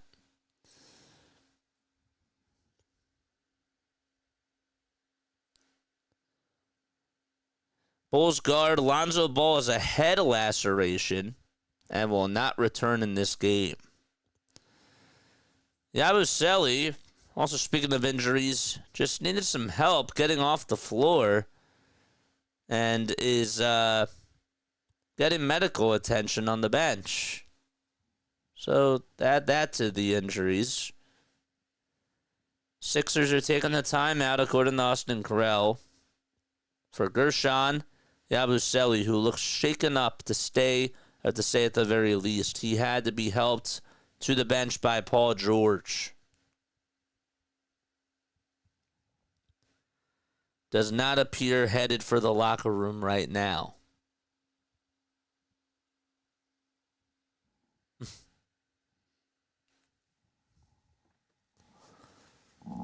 Why is this not working now? Oh. Okay. Again, if you are tuning in for the first time, welcome aboard to Play by Play with JJ. My name is Jason Joseph. Make sure you guys hit the thumbs up button and subscribe to the channel as well. Yes, sir. Aye. All of a sudden, it wants to time me out of this thing, man. I'll have to play with that later. So, where is this? Subscribers, okay. So, I'll have to undo that.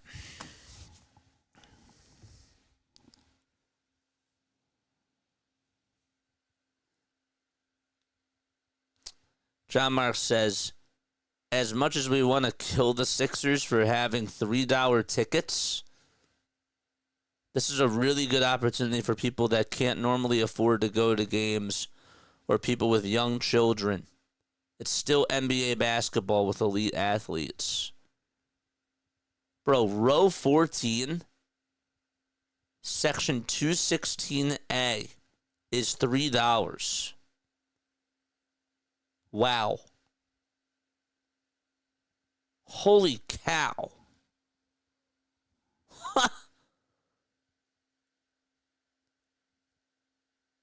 Row 14 to 17A is $3. That's insane. That was heading into tonight. This was at 4:48. It's not even now.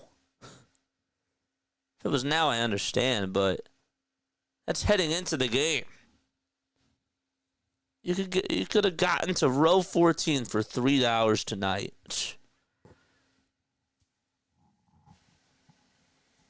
George is at the line, bends his knees, goes up with the first foul shot, and he misses it.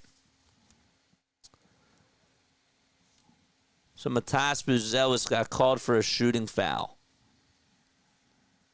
Guys, we could have went to the game tonight for $3.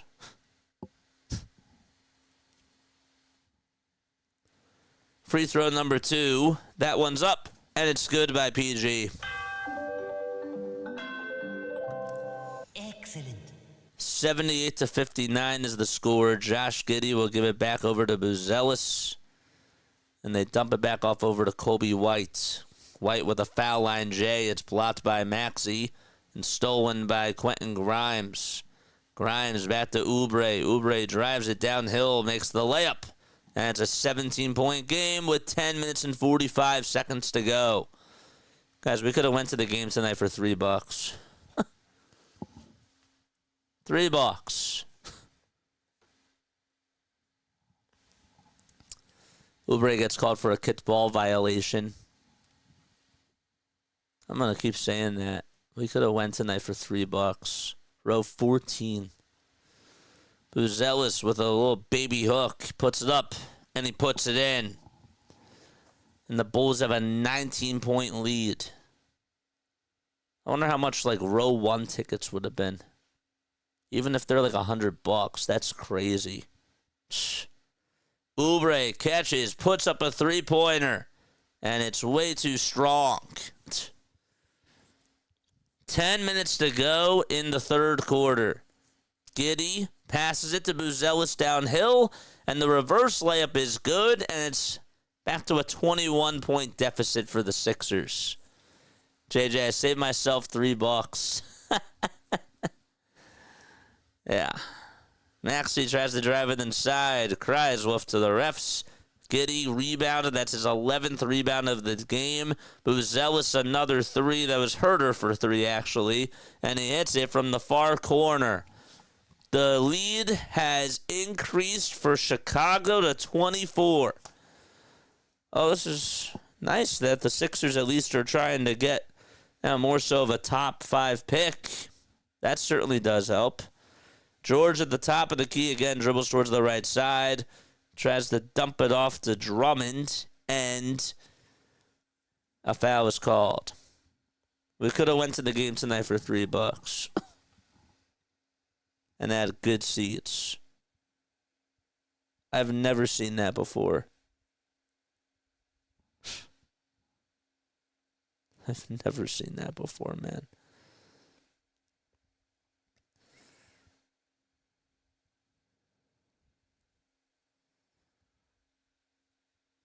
Yabusele is not back out there. Bulls just called another timeout.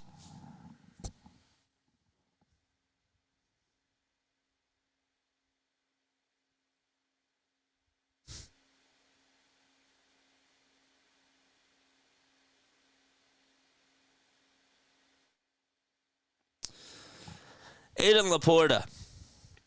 Sixers are so bad, it's not even funny. Don't get me wrong, the Sixers have tons of issues, but it's been so clear that Nick Nurse can't be their head coach next season. This dude is only good when Embiid is healthy. Otherwise, we lose every game. Actually, I disagree. I think that Nick Nurse is better when he plays the younger guys. I disagree. And this year when he's playing Embiid and he's playing the older guys, they lose. Ay, ay, ay. $3, man.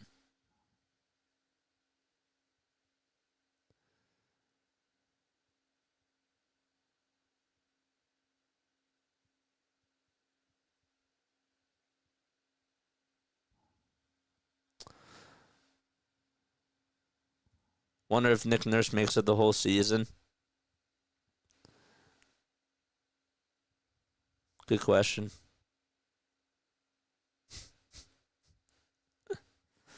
How are the Bluecoats doing? The Bluecoats are down by 3. 93-90. Maybe we should cover the Bluecoats for the rest of the year.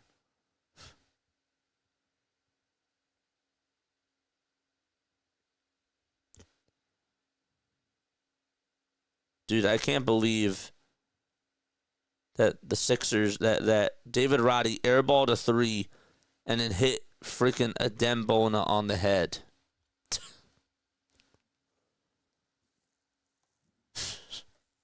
$60 a beer. That's probably like what they're doing. They're probably like upping the price in food just to get their money back.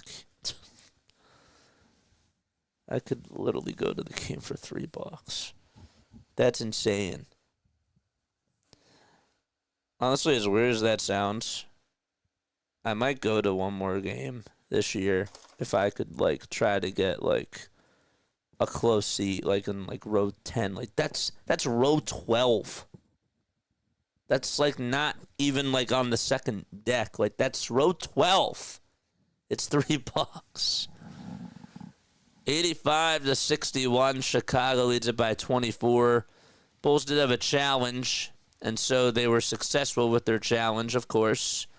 And Zach Collins goes up for a 2. It's blocked by Quentin Grimes. The second time he's fouled by Kelly Oubre Jr. Do you think the Bluecoats could actually beat the Sixers? I think it would actually be really close, to be honest with you.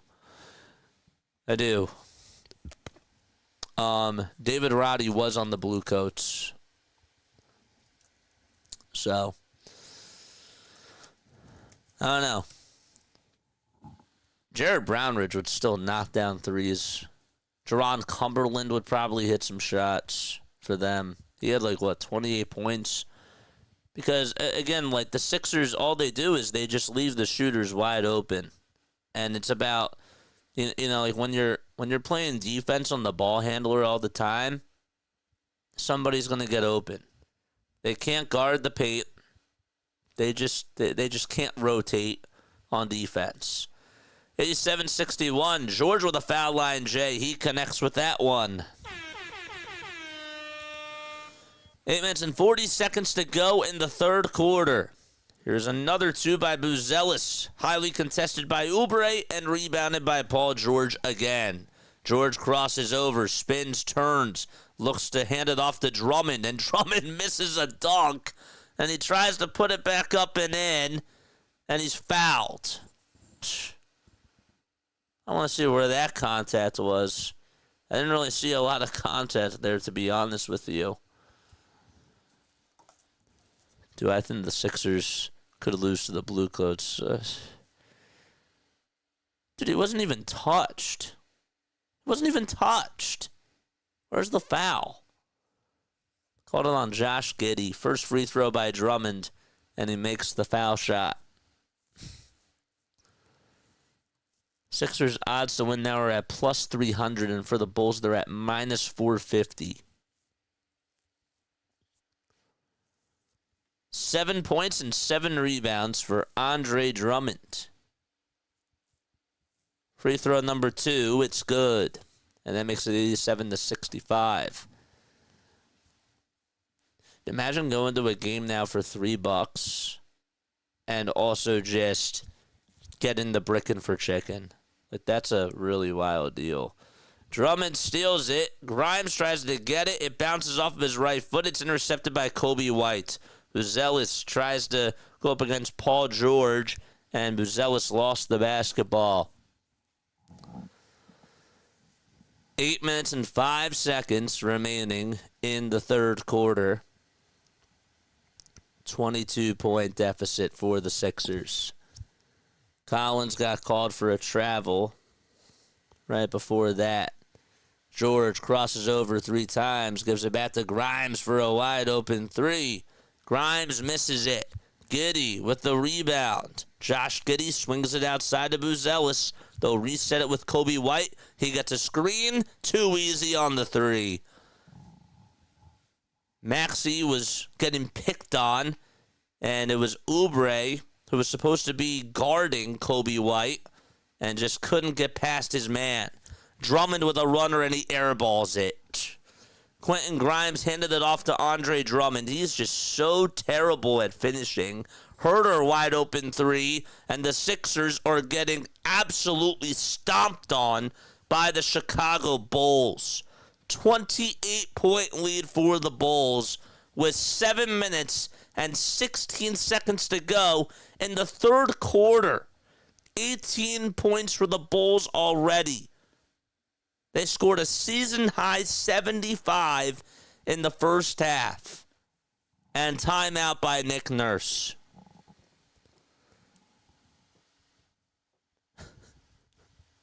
Drummond airballed a floater. What? Andre Drummond airballed a floater.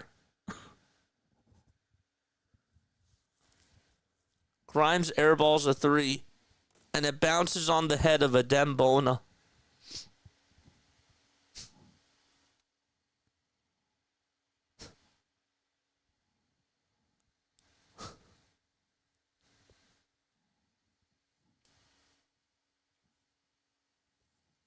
Nick Nurse is getting himself fired. Absolutely, he is.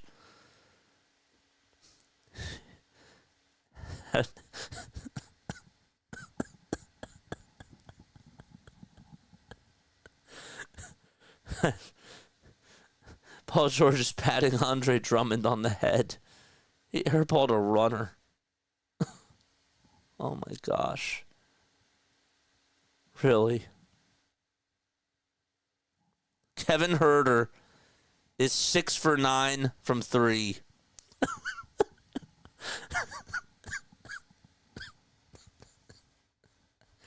What is going on, man? This isn't even like watching college basketball. This is like high school basketball, honestly. Council with a 3-pointer. He can't hit it. And Maxey tried to get the assist. A 15-4 run by the Bulls. White dumps it off over to Collins. The starters are still out there for the Bulls. I mean, that's even more crazier. Herter's at the top of the key. Tries to find Collins down low. And Adem Bona touched it last. Well, Ashley would like to watch this. I would be laughing, says Jane. I am laughing. Airball's a runner. Laughing the pain, man. Laughing the pain. Giddey's on the perimeter again. Giddey with a nice pass over to Buzelis as he goes up for a 2 and he's fouled. Josh Giddey is doing behind-the-back passes, and he's just getting away with murder.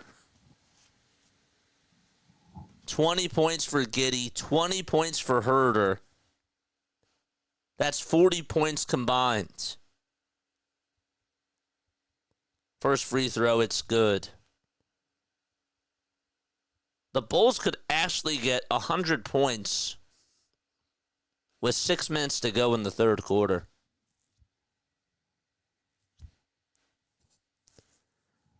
(94-65) is the score.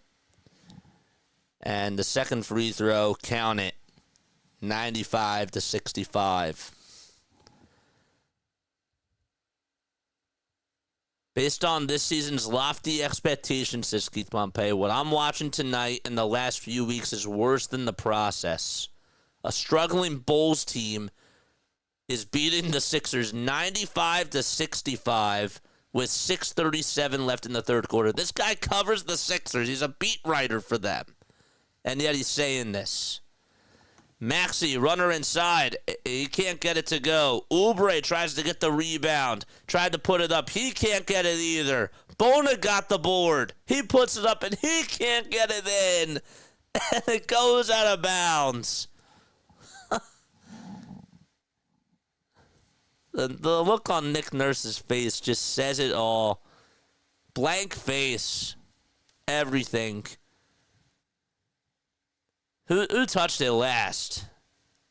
The Sixers are going to get the ball back. Council gives it up over to Bona, and the layup that he tries to make is no good. Second time he gets rejected by Kevin Herder, and he's fouled. First time that Bona tried to get up, and then Herder blocked it, and the second time he blocked it again. It's like those old sports bloopers on VHS tapes. This is all a compilation of best Sixers bloopers in one game. I'll never forget the play where we had 4 guys near the rim, and for some reason, out of all people, like Jason Tatum hops over Paul George with 3 other Sixers in front of him just standing around, and yet Tatum got the rebound.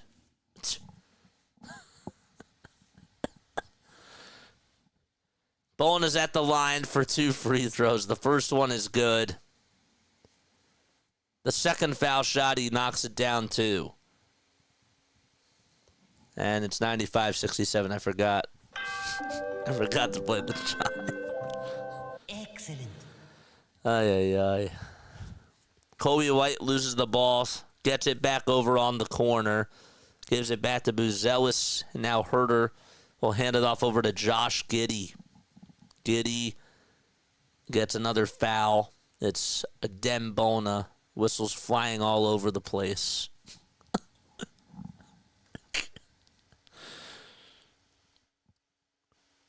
Brandon Graham is here at the Sixers game tonight, and you can tell he put his body on the line playing in the Super Bowl to win his second championship. Dude, the fact that he has to see this, it's just disgusting. That was according to John Clark, too. Is this the 1995 Bulls? Dude, Josh Giddey is looking like he's Michael Jordan out there. Maxey loses the ball. It's stolen by the Bulls again. Here's a layup, and it's good by Dalen Terry. Dalen Terry has 9 points, and again has only averaged about 3 points per game this year. Council with a floater inside, and he's fouled with exactly 5 minutes to go.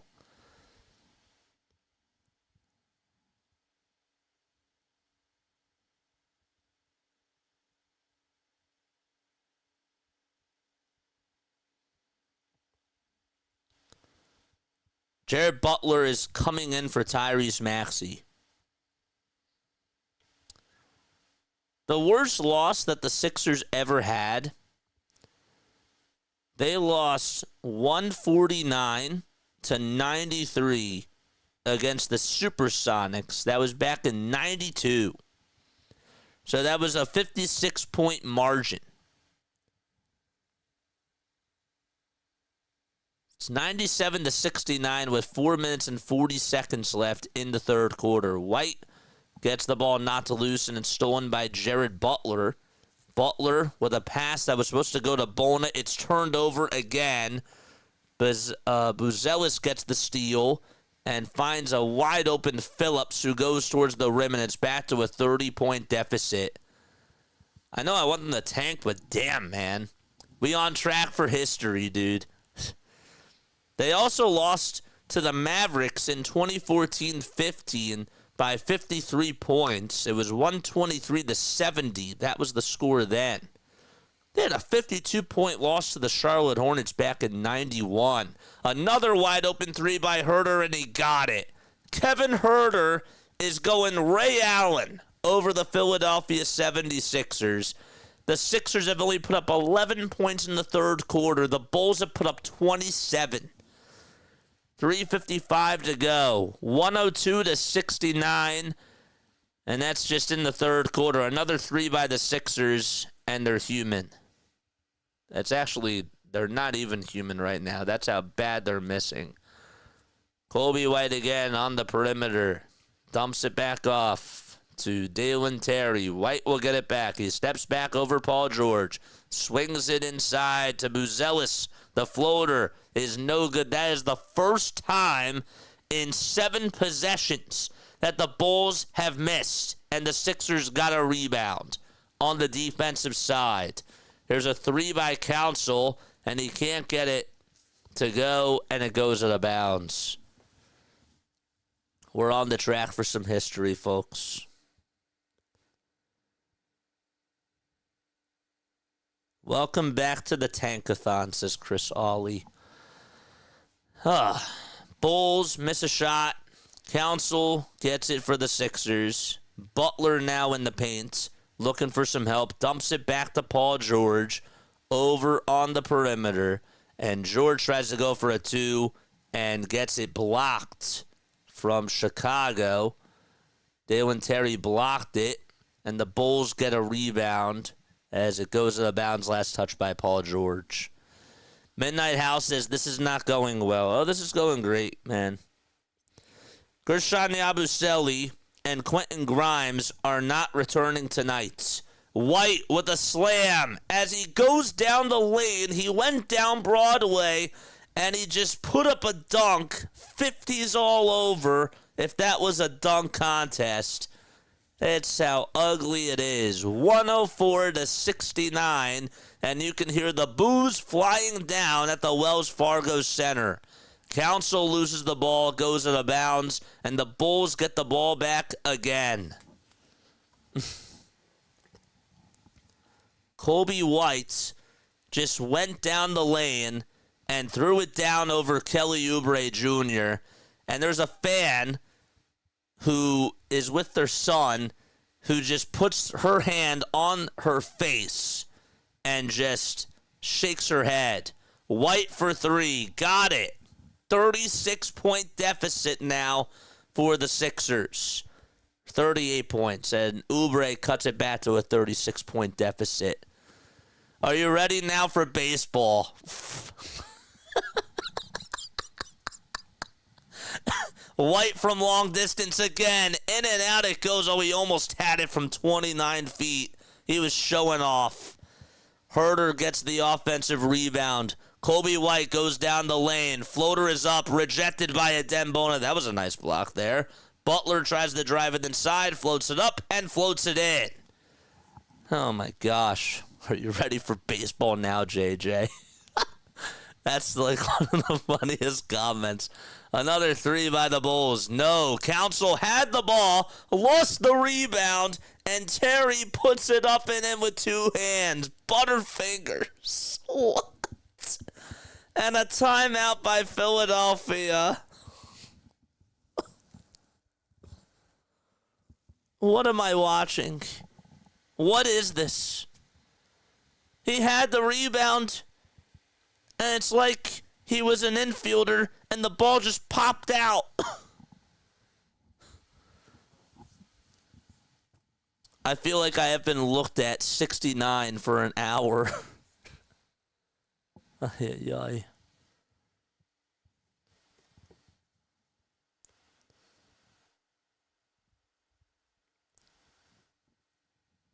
Loud boos, says John Clark. This is a mess.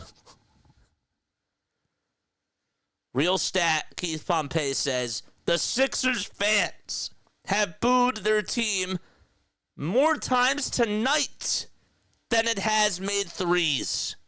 They've booed them 6 times. Or sorry, they've only made 6 threes tonight, and they booed them more times.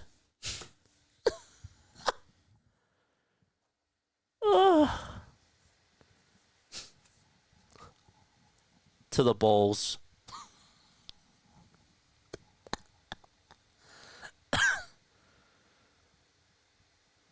High IQ play. They have a high IQ play graphic. That was not a high IQ play. Ricky Council loses the ball, forgets how to catch a rebound, and the Bulls get a dunk. That's a high IQ play. I know that they got to get their sponsors in, but jeez. Oubre tries to drive it inside, hangs onto the rim, gets the ball not to lose, but he's fouled.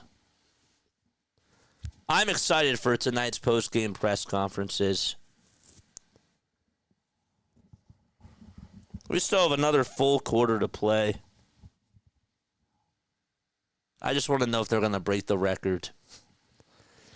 This free agency, I will be taking my support to another organization, says O'Gluffy. 109-73. Oubre's foul shot is good. Oubre has 16 points and 8 rebounds, but none of this matters, man. None of this matters.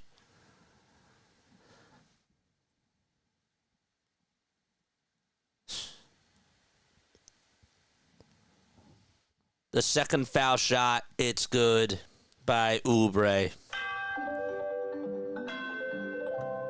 Excellent. Literally, Romp just said what you just said, Neil. Nick Nurse might actually get fired after this game.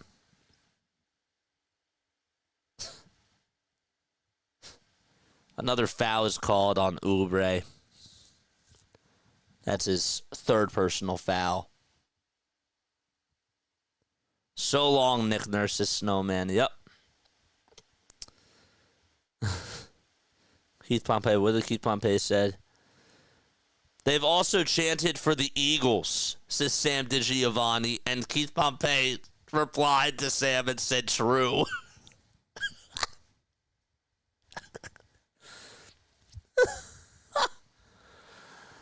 So long, farewell, auf Wiedersehen, saying goodbye. We have a foul away from the play from Kelly Oubre, and Kobe White gives the Bulls 110 points.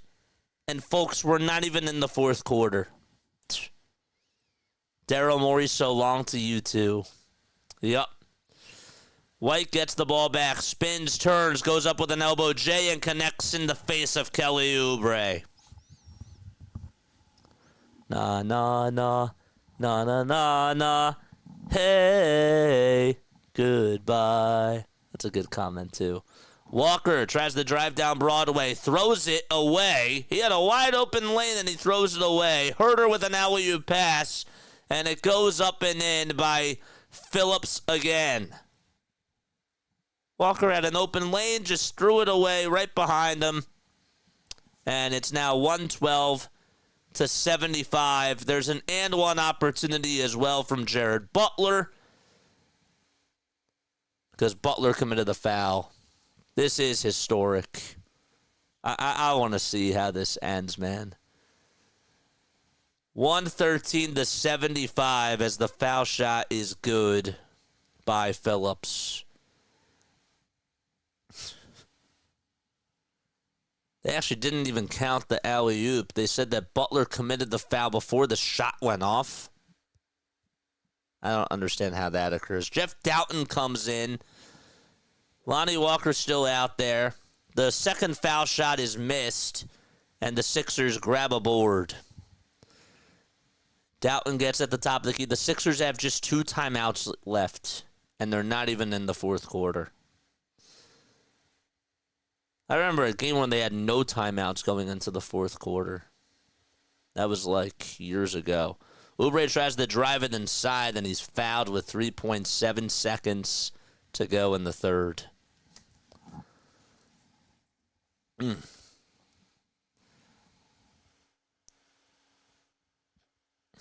Lonnie is going to be an elite tank commander, says Mike.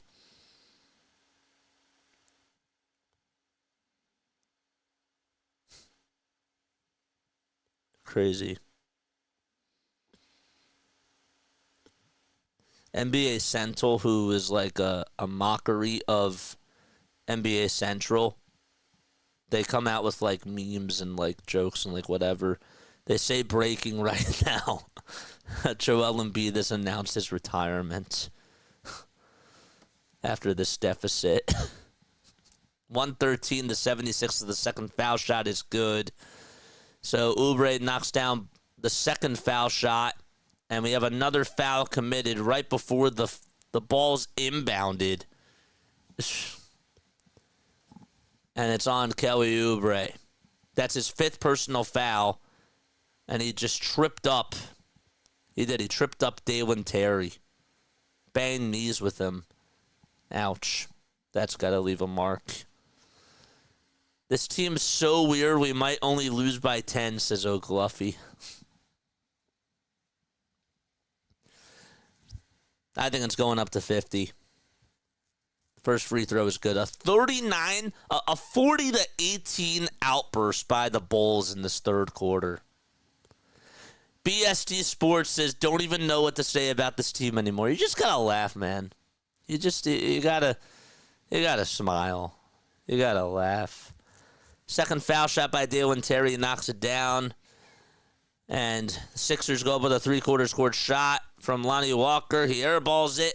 And the third quarter is over. Through 3 quarters, the Bulls have spanked, they've murdered, and they have mollywopped the Philadelphia 76ers, who trail by 39 points.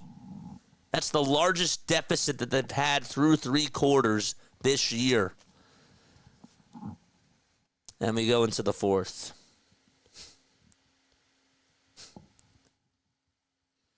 Jane, you are a true gambling man. I don't even want to do trivia tonight. I just want to see any more. I just want to look at this. The third quarter has ended, says Paul Hudrick.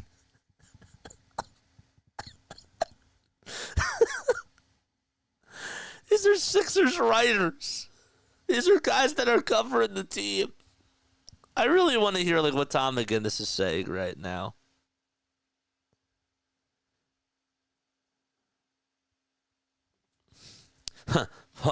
Jolly.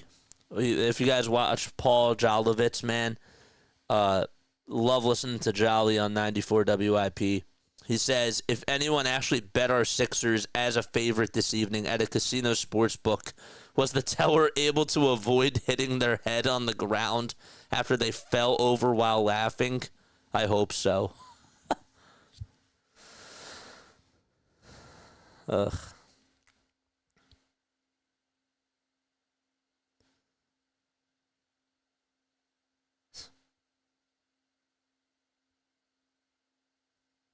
Bro, Brandon Graham must be so ashamed.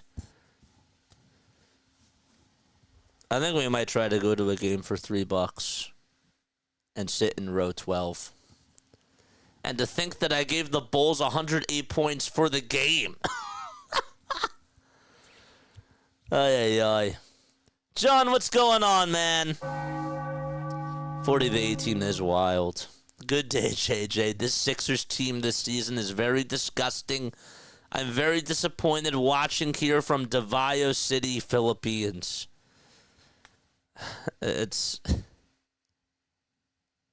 Yeah, disappointed. That's an understatement. BST, what do I want to see this offseason? I want Daryl Morey fired. I want Nick Nurse fired. That's where it starts. That's where it starts. Jeff Doughton Jr. starting off the fourth quarter with David Roddy, Jared Butler, Lonnie Walker the fourth, and Ricky Council. There's not even a 5 out there. Ricky Council's the 5. There's a shot that goes up, and it's no good. Josh Giddey, Kobe White. The starters are still out there for the Bulls. I mean, they want to make this a 50-point deficit. There's one bucket as Buzelis throws it down with 2 hands. And that puts the deficit now at 41. At 41 points. Another rebound by Josh Giddey. Giddey outside to Buzelis. And here's another 3-pointer. He can't make it. Oh, darn it. And Lonnie Walker gets the miss. Just kidding. I was joking about that. It's Phillies catcher Rafael Marchand's 26th birthday. Happy birthday to him. Happy birthday, Rafael. Doughton goes down the lane. Kicks it out. Here's Roddy for 3. And it's short again. The Sixers have only made 6 threes today. And yet Keith Pompey said that they've actually booed more times than they've hit threes. Giddey again, over at the top of the key, drives it down low, and he's fouled by Butler. I love this. I don't have to worry about a first-round exit, says O'Gluffy. Isn't that beautiful? See, like, I love how you guys are taking this. I really do. I really love this. Yeah. What needs to happen in the offseason? First, Daryl Morey. Actually, Nick Nurse needs to be fired tonight.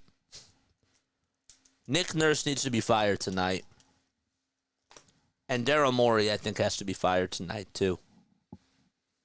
If I'm Josh Harris, I'm firing the both of them after this game. 2 free throws are good by the Bulls. That makes it 119-76. Largest loss the Sixers have had is 56 points. And right now it's at 43. Sixers have not even put up a point in this fourth quarter. White over towards the rim, tries to lay it up and then can't get it. Collins with the little Euro step, he got it. So the deficit now is at 45. Butler on a drive to the basket. Kicks it out to David Roddy. Roddy goes down the lane, tries to make a layup. No whistle was called. It looked like he was fouled, but the Sixers honestly haven't even deserved anything like that. Watch them get bricking for chicken. Dude, I went to a... Dude, imagine like what the people were going to say after this, the people that were there. Like, I was at this game where I only had to pay $3 to sit in row 14, and I got bricking for chicken. David Roddy got a technical foul, and the free throw is up and in. A technical foul. 122-76. The refs want them to lose by 50. They do. They want them to lose by 50. Sixers have gotten outscored in the second half, 47-20. Buzelis, another 3-pointer. Can't get it. The ball gets volleyballed into the hands of Jared Butler. Butler to Council. Council spinning, laying it up, and laying it in. We will make it 80. 80 points before the Bulls make it to 150. 9:29 to go. Sixers going to steal. It's Andre Drummond. Butler to Council, and Council with a layup, and he knocks it down. And the Bulls are going to call a timeout with 9 minutes and 22 seconds left. They cut the deficit to 42 points. Billy Donovan called a timeout with the Bulls up by 42. I would like to file a complaint, says Austin Krell.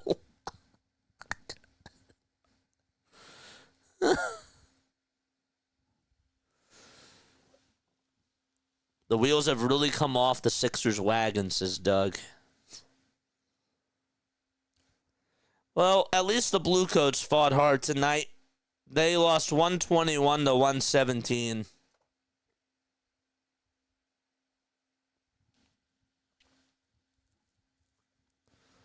Bulls have already put up 122 points, and we're not even 3 minutes into the fourth quarter. If you guys are rocking with me, please make sure that you hit the thumbs up button and subscribe to the channel as well.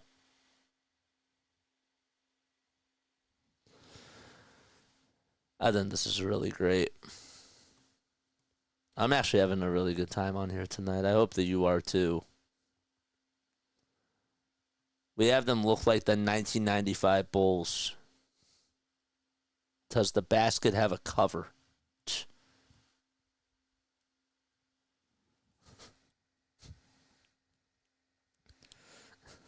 I'd pay more for parking than I would for a ticket if I went to the game. I just can't fathom that.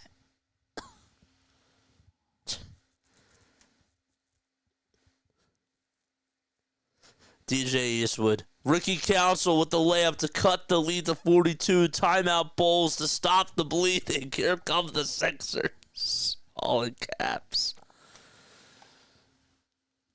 It's not hard. They know who is a bad free throw shooting. Just get in the bonus and foul that guy and watch him miss two for the fans. For the fans. On February 7th of 2025, RP says, Daryl Morey says all you have to do is squint a little, in quotes, to see that the Sixers can still win the championship. Ever since he said that, the Sixers are 0-7. And this was made as the Sixers lost to the Pistons, the Nets twice, the Raptors, and the Bulls. 122-80. The timeout is over. The Bulls have the ball. Buzelis with a foul line. Jay got it. Back to a 44-point deficit. Drummond again over at the top of the key. Gives it back to Jeff Doughton Jr. Doughton now at the foul line. Goes up with a floater. Can't make it. Giddey with a rebound. Josh Giddey has 16 rebounds. I mean, I don't even know why they're playing their starters. I think that that's just as embarrassing at this point. And there's freaking Buzelis tried to go up with a one-handed jam and he missed it. He was trying to throw down the house, and the ball literally went into the back court. Here's Walker with a catch-and-shoot three-pointer. Can't get it. Trey Jones got the board. They dropped 40 and a quarter, says Denbrew. Yikes. It was only $3 to go to the game tonight, Denbrew, if you wanted to sit in row 14. Another three by Buzelis. Got it. 47 points with 7:55 to go. 127-80. Lonnie Walker, the fourth, at the top of the key again. And he'll dump it off over to Doughton Jr., or Jared Butler, that is. Butler spins, goes down low, goes up with a little layup, and hits the how do you do. There were $3, Denbrew, for just row 14. And that was at 4 o'clock today. Giddey for three. Got it. He got it. It's a 48-point deficit. A 15-6 run by the Bulls. Doughton with a dump-off pass to Drummond, and Drummond is fouled. Again, the largest loss that they've ever had was 56 points.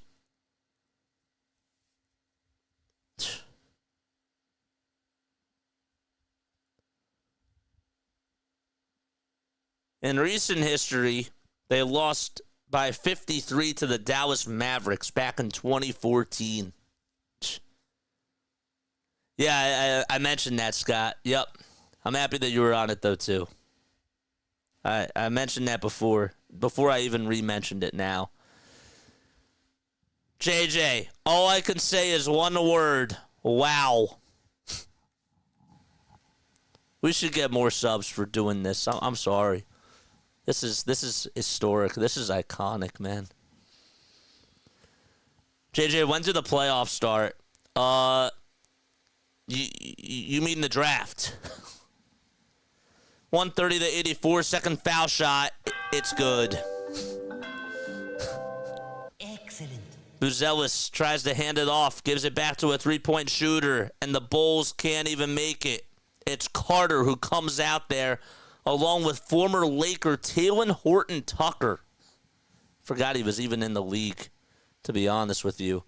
Council will try to drive it inside. He lays it up and he lays it in. He's been making a lot of layups. Hi, welcome to the Harlem Globetrotters. Yeah.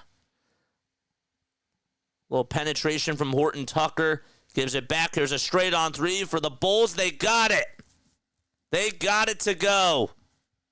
133 to 86. And yet we're almost halfway done the fourth quarter. A floater by Doughton Jr. He misses it. And Horton-Tucker gets it back on the far wing. Another three.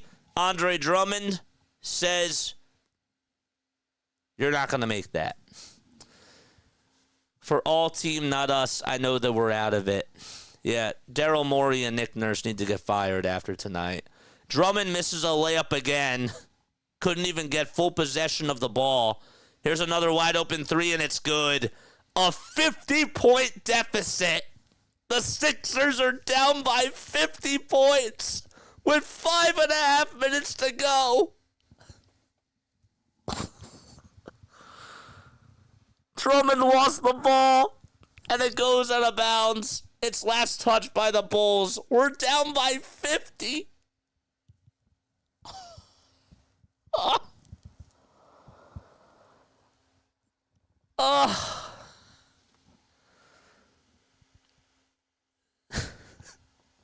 Twitter's going bonkers.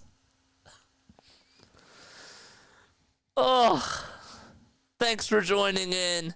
In case you're just tuning in, the Sixers, you heard it, are down by 50.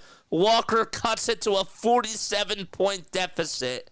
And I think I also just heard a boo after he made that three. Walker, another three. It's short. Rebound by Council. Council's shot is up and can't hit it. Roddy gets the offensive rebound, and he puts it back up and puts it in. 7 more. 136 to 91. There's a shot that goes up and a foul called on Doughton Jr. This is worse than the process, says RB. Don't forget to like and subscribe, man. Oh boy, is there a lot to say after this. 50 points. 137 to 91. Write this one down in the books. Where were you on February 24th when the Sixers played against the Bulls and lost by, at one point, 50 points?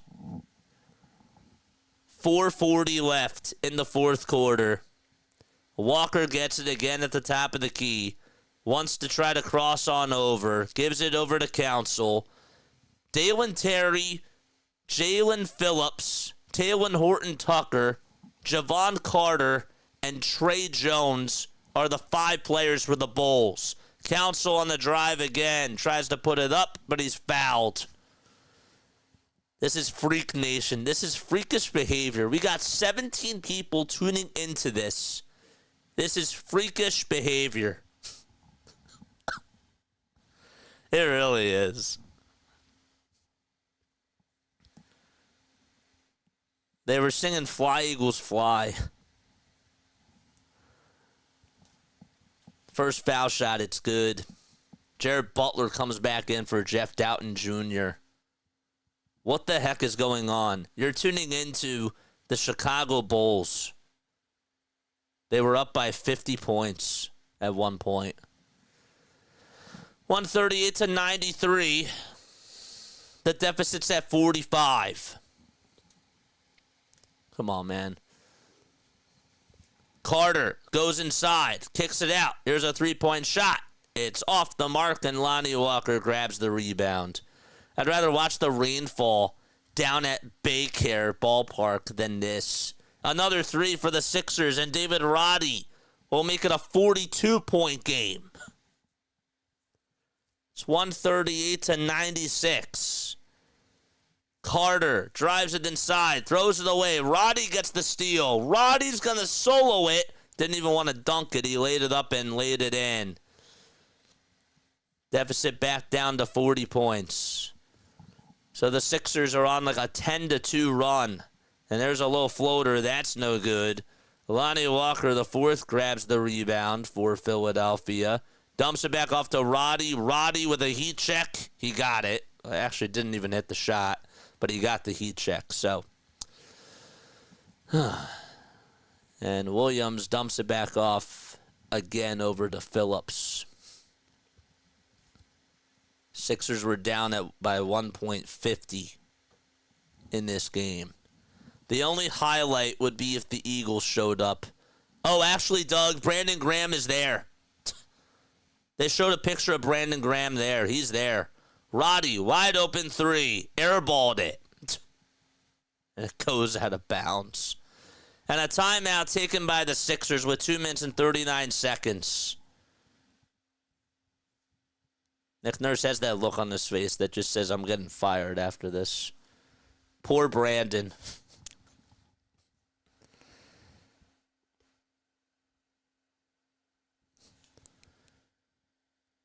Sugarcoating. In it right now, says Amy Fadul. Mark Jackson and I will discuss what we saw on the postgame show. How do you... Oh, my gosh. What's going on, Philly? Says NBA Central. 138 to 93.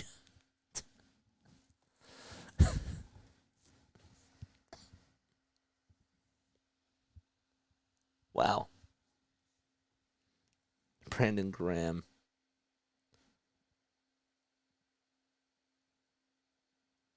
Sean Bernard, they are a dreadfully bad basketball team in just about every single notable area. Again, there have been more boos in this game, plus Fly Eagles Fly chants, rather than three-pointers that have been made. There have really been more boos over threes. The Sixers are 8 for 37 from three. They actually are winning one category in this game, and that is rebounds. They have more turnovers. They're tied for steals. They're getting out-assisted, but they have one more rebound than the Bulls do. So there you go. There's a positive for all those people that wanted to have a positive. The Sixers' largest lead was 2. Bulls' largest lead was 50.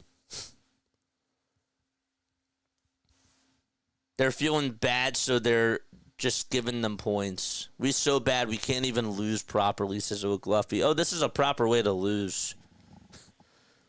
It's just sad that they're actually doing it properly while trying to win. That's the sad part. That's the sad part. You can build a shack-sized mansion with all the bricks the Sixers have made tonight. I don't want to say this, but I was looking at the first 5 rows of this game, and I saw at least, when they were showing one side of the court, I saw at least like 12 seats that were empty just in that shot. Now everybody from the... Dude, there's people that are moving up to like the second row. There's like only now it's pretty much almost vacant. It's like everybody who is at the top is just all down on the ground floor. Roddy with a three-pointer, got it. 138 to 101. So David Roddy says, we're not going to be losing by 50 tonight, guys. We're going to cut it to a 37-point deficit.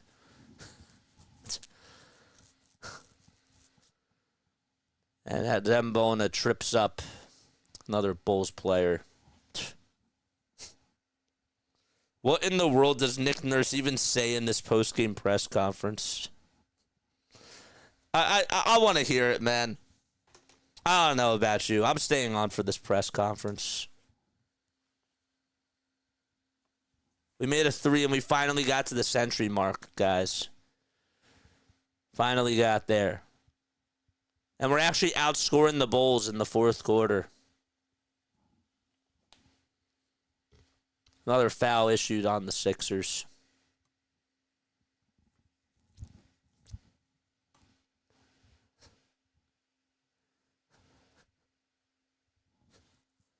I'm packing my bags. Goodbye, Philly, says Midnight Hal. So long, farewell, auf Wiedersehen, goodbye. I hate to go and leave this pretty sight.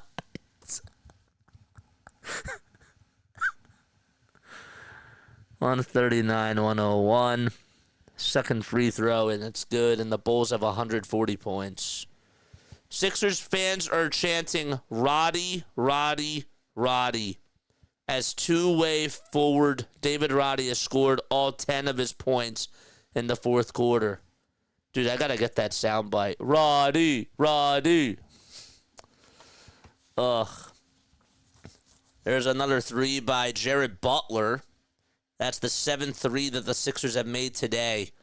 Julian Phillips makes a 2 on the other side. There's 95 seconds left in this back and forth game that the Sixers have had. And by back and forth, I mean back and forth between a 40-point deficit and a 35-point deficit. Here's another catch-and-shoot 3 for the Bulls. That's no good. Making them look like the 95 Bulls. Yeah. Council with a layup inside. He puts it up, and he puts it in. So, that's how you do it. PG planning his podcast. Maxey looking for help. Roddy is getting an extension after this game. 58 seconds left. Walker's at the top of the key. Drives it inside. Layup is good. It's down to a 32-point deficit. At one point, it was 50, and now it's at 32. Only 45 seconds left to go. Just down by 11 threes, man. You just got to cash in 11 threes. That's it. Did MJ come out of retirement? Another 3 for the Bulls. They miss it again. The largest point margin the Sixers have ever lost is 56. So while it may feel that like the worst loss in team history, it isn't, says Zach. Oh, come on, man. I mean, come on. You got to have context behind this too, man. There's about half a second differentiating the shot clock from the game clock. And the Bulls are going to just let this thing ride out. And the rest of the maybe just double figures Sixers fans that are there are ready to, they clap and they walk out. Some of them are actually leaving from the tunnel. And that's going to wrap it up. The Sixers get absolutely destroyed. And the final score doesn't even dictate it. They lost by 32 points. But at one point, we're down by 50 to the Chicago Bulls. The 22 and 35 Chicago Bulls, who were on a 7-game losing streak. A 6-game losing streak, and the Sixers were on a 7-game losing streak. What's your major takeaway, says Keith Pompey?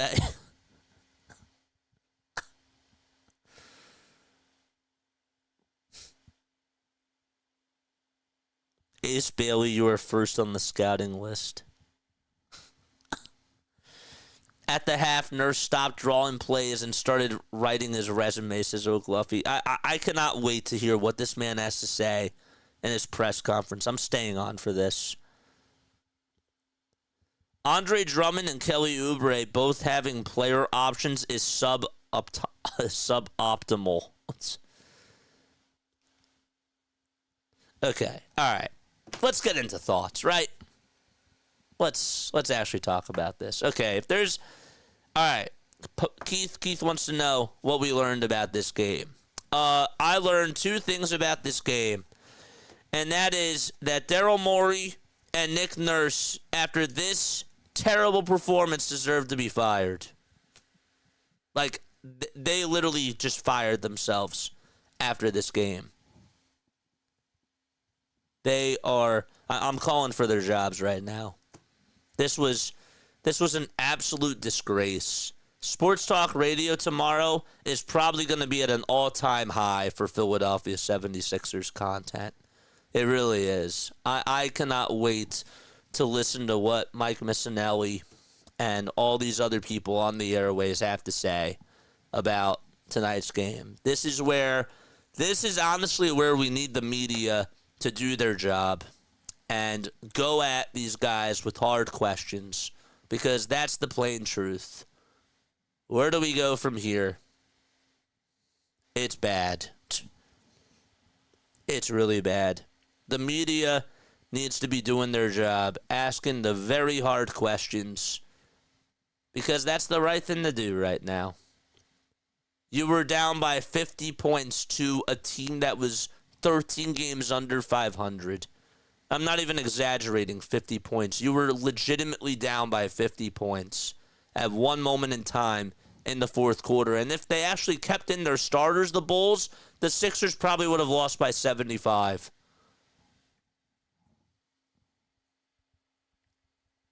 That's where we are.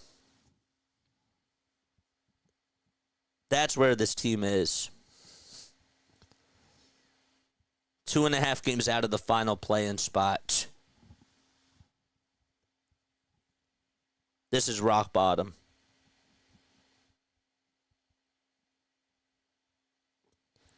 Kyle Newbeck says the Sixers quit. The only question is if anyone cares to do something about it, or if this is what it is. What we're in for the rest of the way. I hear you and I agree with you, but what could Nurse do better? Nothing. I'm with you with Joel Embiid being hurt, and like that's hard. I understand, but when this team was undermanned last year, I will never forget, we were down by 26 at the half against the Pelicans, and Nick Nurse, again, you could just tell that with what he was drawing up, he was going out there, and the players were believing in him, and they were fighting. They were scrapping for loose balls. They were, you could still see design plays and everything. Right now, like when I'm watching this team, the design plays are dump-off passes, and that's it. Or they'll actually just drive it into the lane, and for no reason, Lonnie Walker IV kicks it out to somebody, and it gets stolen. He has a wide open lane, and he's just kicking it out for no reason. Andre Drummond's airballing layups. Quentin Grimes airballed a 3, and it bounced off the head of Adem Bona. Have you ever seen that? In high school, I have. I've never seen that in an NBA game. I also never seen Andre Drummond miss a wide open dunk the way that he did, and yet he got fouled. According to the ref, there was no contact.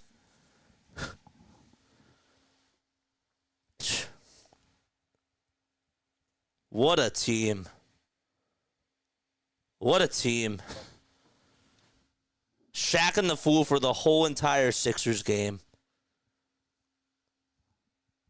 Oh, yes, you do.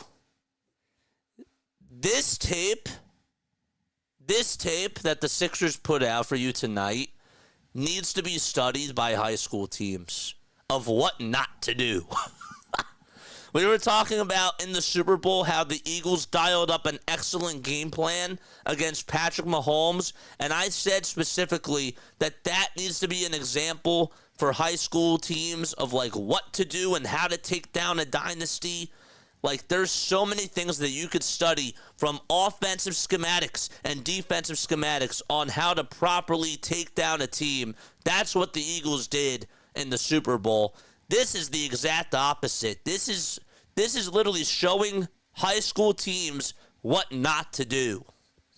The creativity for the play calling is literally just kicking it out to nobody and just having it go out of bounds, or just kicking it out for no reason when you have a wide open lane, just to drive it down and just to try to make a play for whatever it is.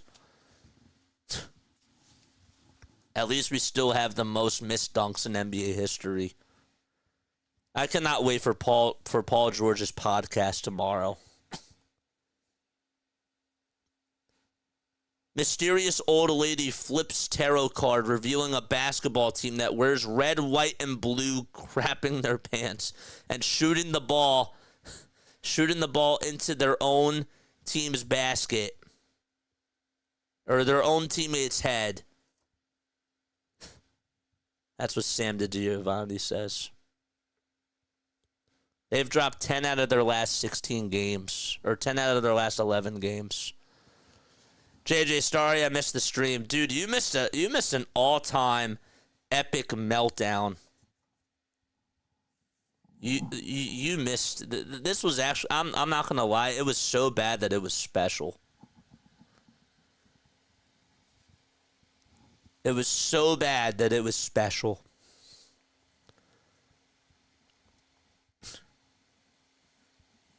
After tonight's game, Josh Harris needs to show up to the press conference, and he owes the fans an apology. Daryl Morey owes the fans an apology. Elton Brand owes them an apology. This was awful. This was a flat-out disgrace. I don't know if I want to watch this, Stoney. I can't wait to watch the lottery is all I'm going to say. I can't wait. One of the most stunning things that I remember seeing tonight is Josh Giddey. I wish I had the film. Josh Giddey got triple teamed at one point in this game. Josh Giddey was like Joel Embiid back in 2024. At one point in tonight's game, he had to get triple teamed. The Sixers went to a lineup where their 5 was Ricky Council IV, and their 4 was Paul George.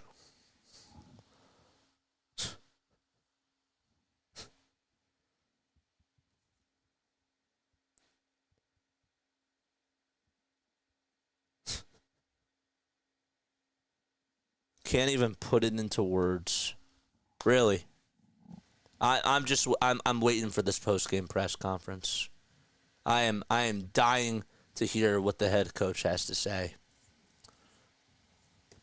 But yes, the owner owes them an apology. The GM owes them an apology. And Brandon Graham watched an absolute disgrace. Cooper Flagg does look good in the blue. Well, I'll tell you something else. Does Cooper Flagg even want to be here? If Nick Nurse is going to be the head coach, and if Daryl Morey is going to be the GM, is that even going to solve anything? I'm at that point. It's not even just tanking the season now. Like, this is the thing I learned tonight. Is that this organization has to go. Like, Josh Harris has to sell the team, or Daryl Morey and Nick Nurse have to get fired. This was terrible. Absolutely awful. That is an absolute embarrassing score, bro. You let up so many points. So you were down by 50 at one point. Yes, because Maxey will get help, says O'Gluffy. I agree. And I like Jared McCain. And I like Justin Edwards. But Paul George and Joel Embiid are still going to be here. And you're still going to be financially tied.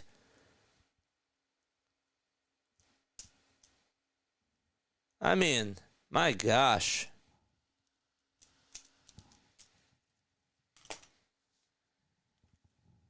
Golly.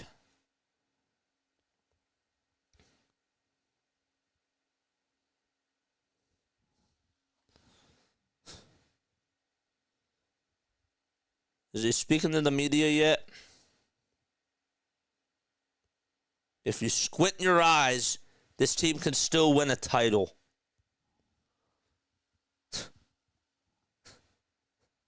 They're 0-7 since Daryl said that.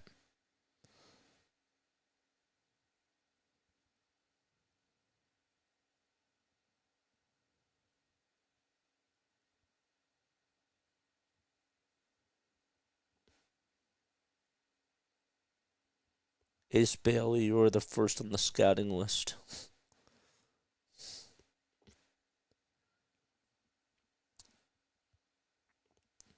I like Ace Bailey. I would actually take Ace. I do.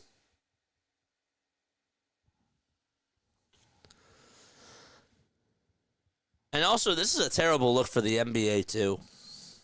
The NBA, actually, if I'm being honest with you, Adam Silver should actually fine the Sixers for just losing by 50. For being down by 50 at one point. The Sixers actually should get fined for that. Let me know if you agree with that or if I'm taking it a step too far. The Bulls scored more points in 3 quarters than the Sixers did in 4.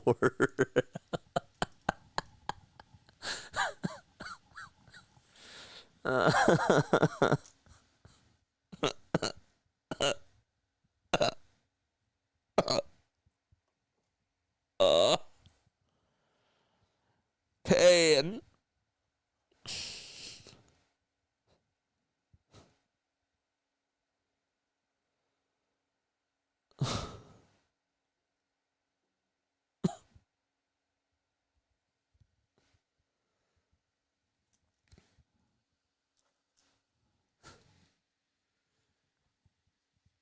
The Oklahoma City Thunder, think about it like this.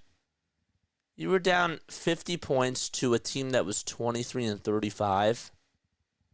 That team, when you look at their NBA standings and you see how they're doing, first of all, they were missing Lonzo Ball. They were missing Nikola Vucevic. They were missing, they traded their star player, Zach LaVine. And you were down by 50 points to a team that is 5th to last place without their 4 best players. 50!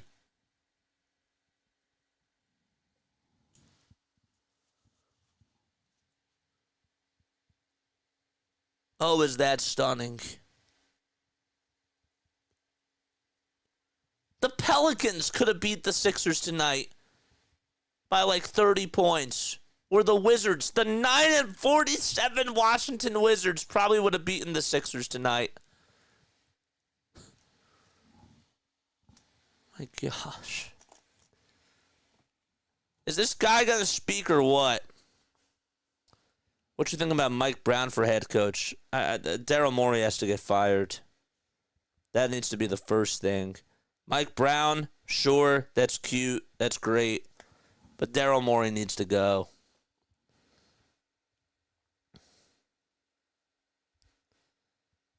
Tyrese Maxey had 13 points tonight and was 3 for 10 from the field.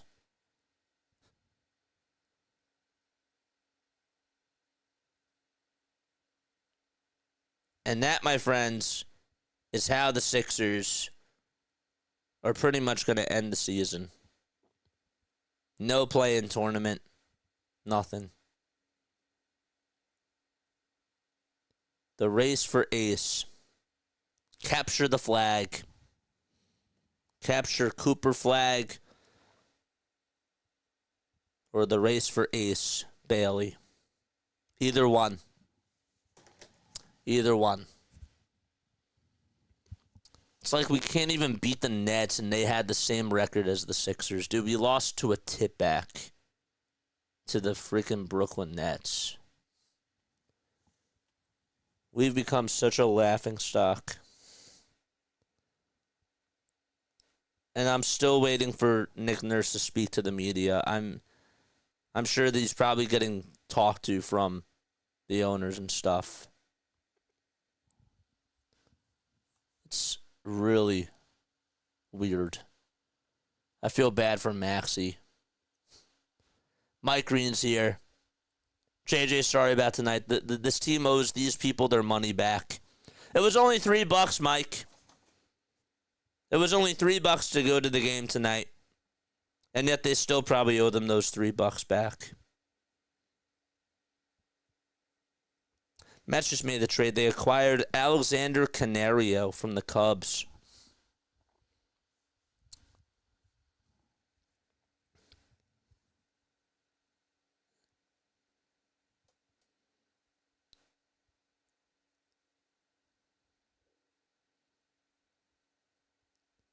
Absolutely wild.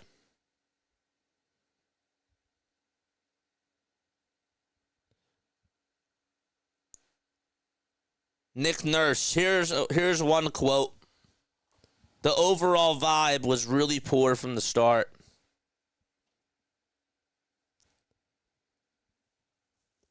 Since trading away Zach LaVine, according to Zach Chiavolella, who covers the Philadelphia 76ers and is a beat reporter for WIP and for Philadelphia Sports Nation.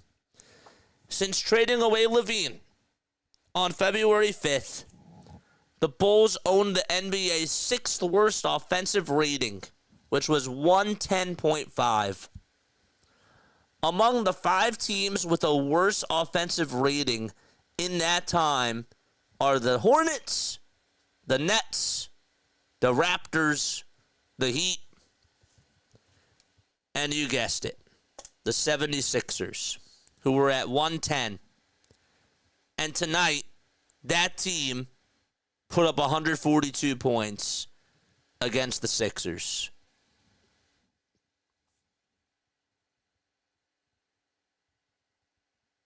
The overall vibe was really poor from the start.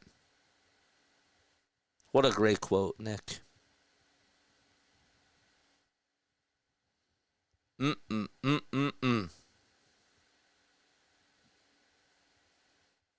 Howard asking, the Philadelphia 76ers are the biggest disgrace.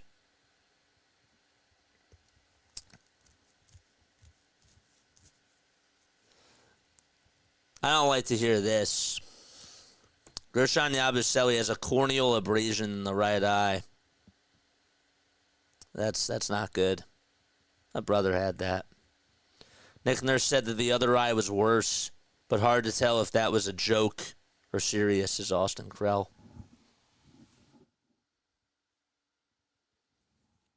Did this team quit on Nurse? I think that Nick Nurse quit on the team. I think Daryl Morey has quit on the team. And I think that the team has quit on the team. They were just jogging up and down. That's the only good thing that they did tonight. That wasn't even a good thing. Their jogging was really slow anyways. It was so bad.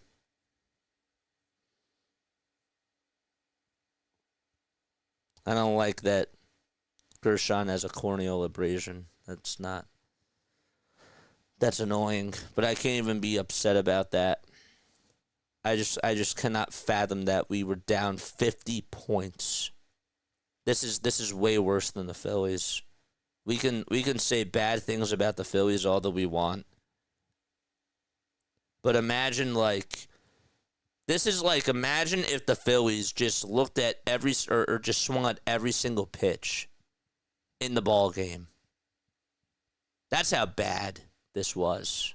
That's sort of like the equivalent to this. They have to swing at every pitch, and they have to like give up like 5 homers and 7 errors.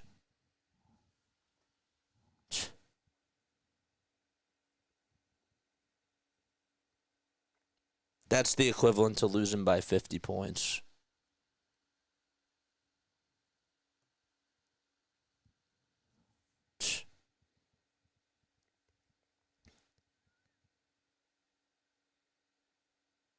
I covered the process, Sixers, says Derek Bodner. I have experience in these matters. This is a freaking tanking masterpiece on display in South Philadelphia.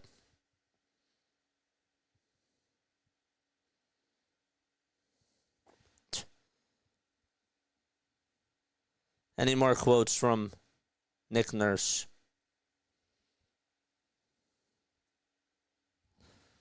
Anything else? Let's see.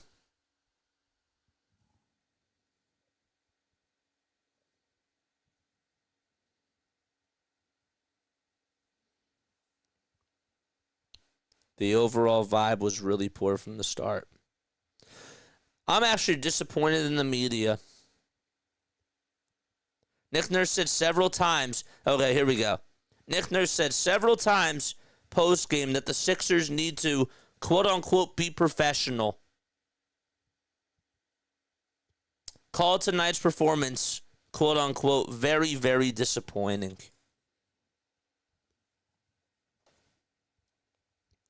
Sixers are only 10 games above the Washington Wizards for last place.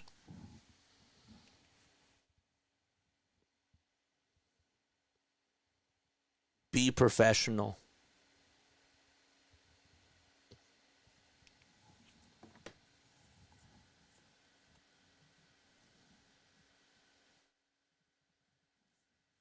Nothing he could say, man.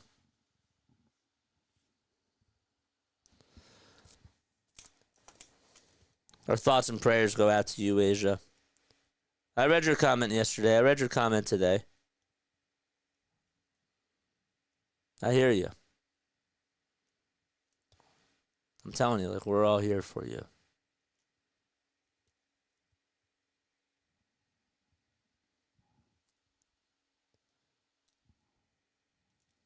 That's it for Nick Nurse.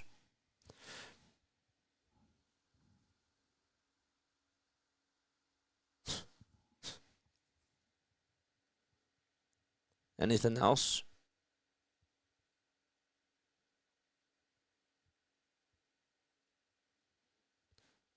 Look at Brandon Graham during the Sixers Bulls game.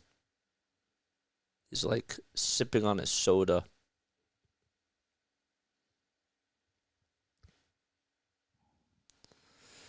If you're going to tank, you just can't go out there and make it look too obvious. Got to play it up some. Like a receiver in football on a rub. You've got to sell a little. And you know what's really embarrassing? What's really embarrassing is that the Bulls were still playing their starters in the fourth quarter. At the very start.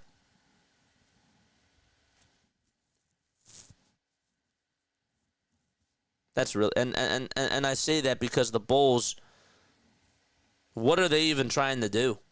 Don't they want to try to go down for a draft pick, a high draft pick? Like, why do they have their starters out there in the fourth quarter if they're trying to lose games too? Like, it just, like, they can't even. They're losing, but yet they can't even lose properly tonight. They won by 50. They couldn't lose properly that they won, that they were at one point up by 50. That's embarrassing too. That's just as embarrassing. I want a no-name 37-year-old assistant for some good organization's bench. This is Mike. All right. One word to describe that game, and then I'll sign off. I will sign off after I hear one word to describe that game.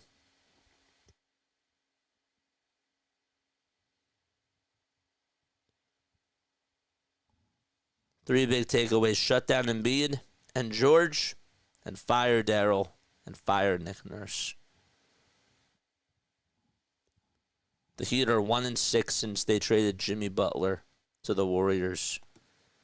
And the Sixers are 0-7 since Daryl Morey said squint a little bit. Just got to squint. This is a championship team. Just got to squint.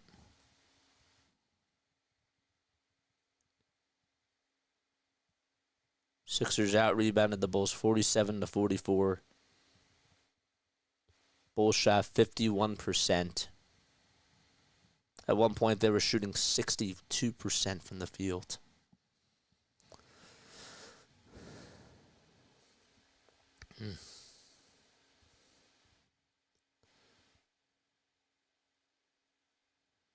Among the things that Nick Nurse said, I don't know if they started tonight, was the quote. He said when asked if the team gave up. This team lacked energy, life, and vibe. And he emphasized professionalism. So, all right. If you guys got no words to describe that, then I'm going to sign off. All right. I love you all. And I will catch you all on the next one. Tomorrow afternoon we'll be live for another Phillies game. And I will see you all then, man. All right? Take it easy. Laila Tov. Good night. Go Phillies.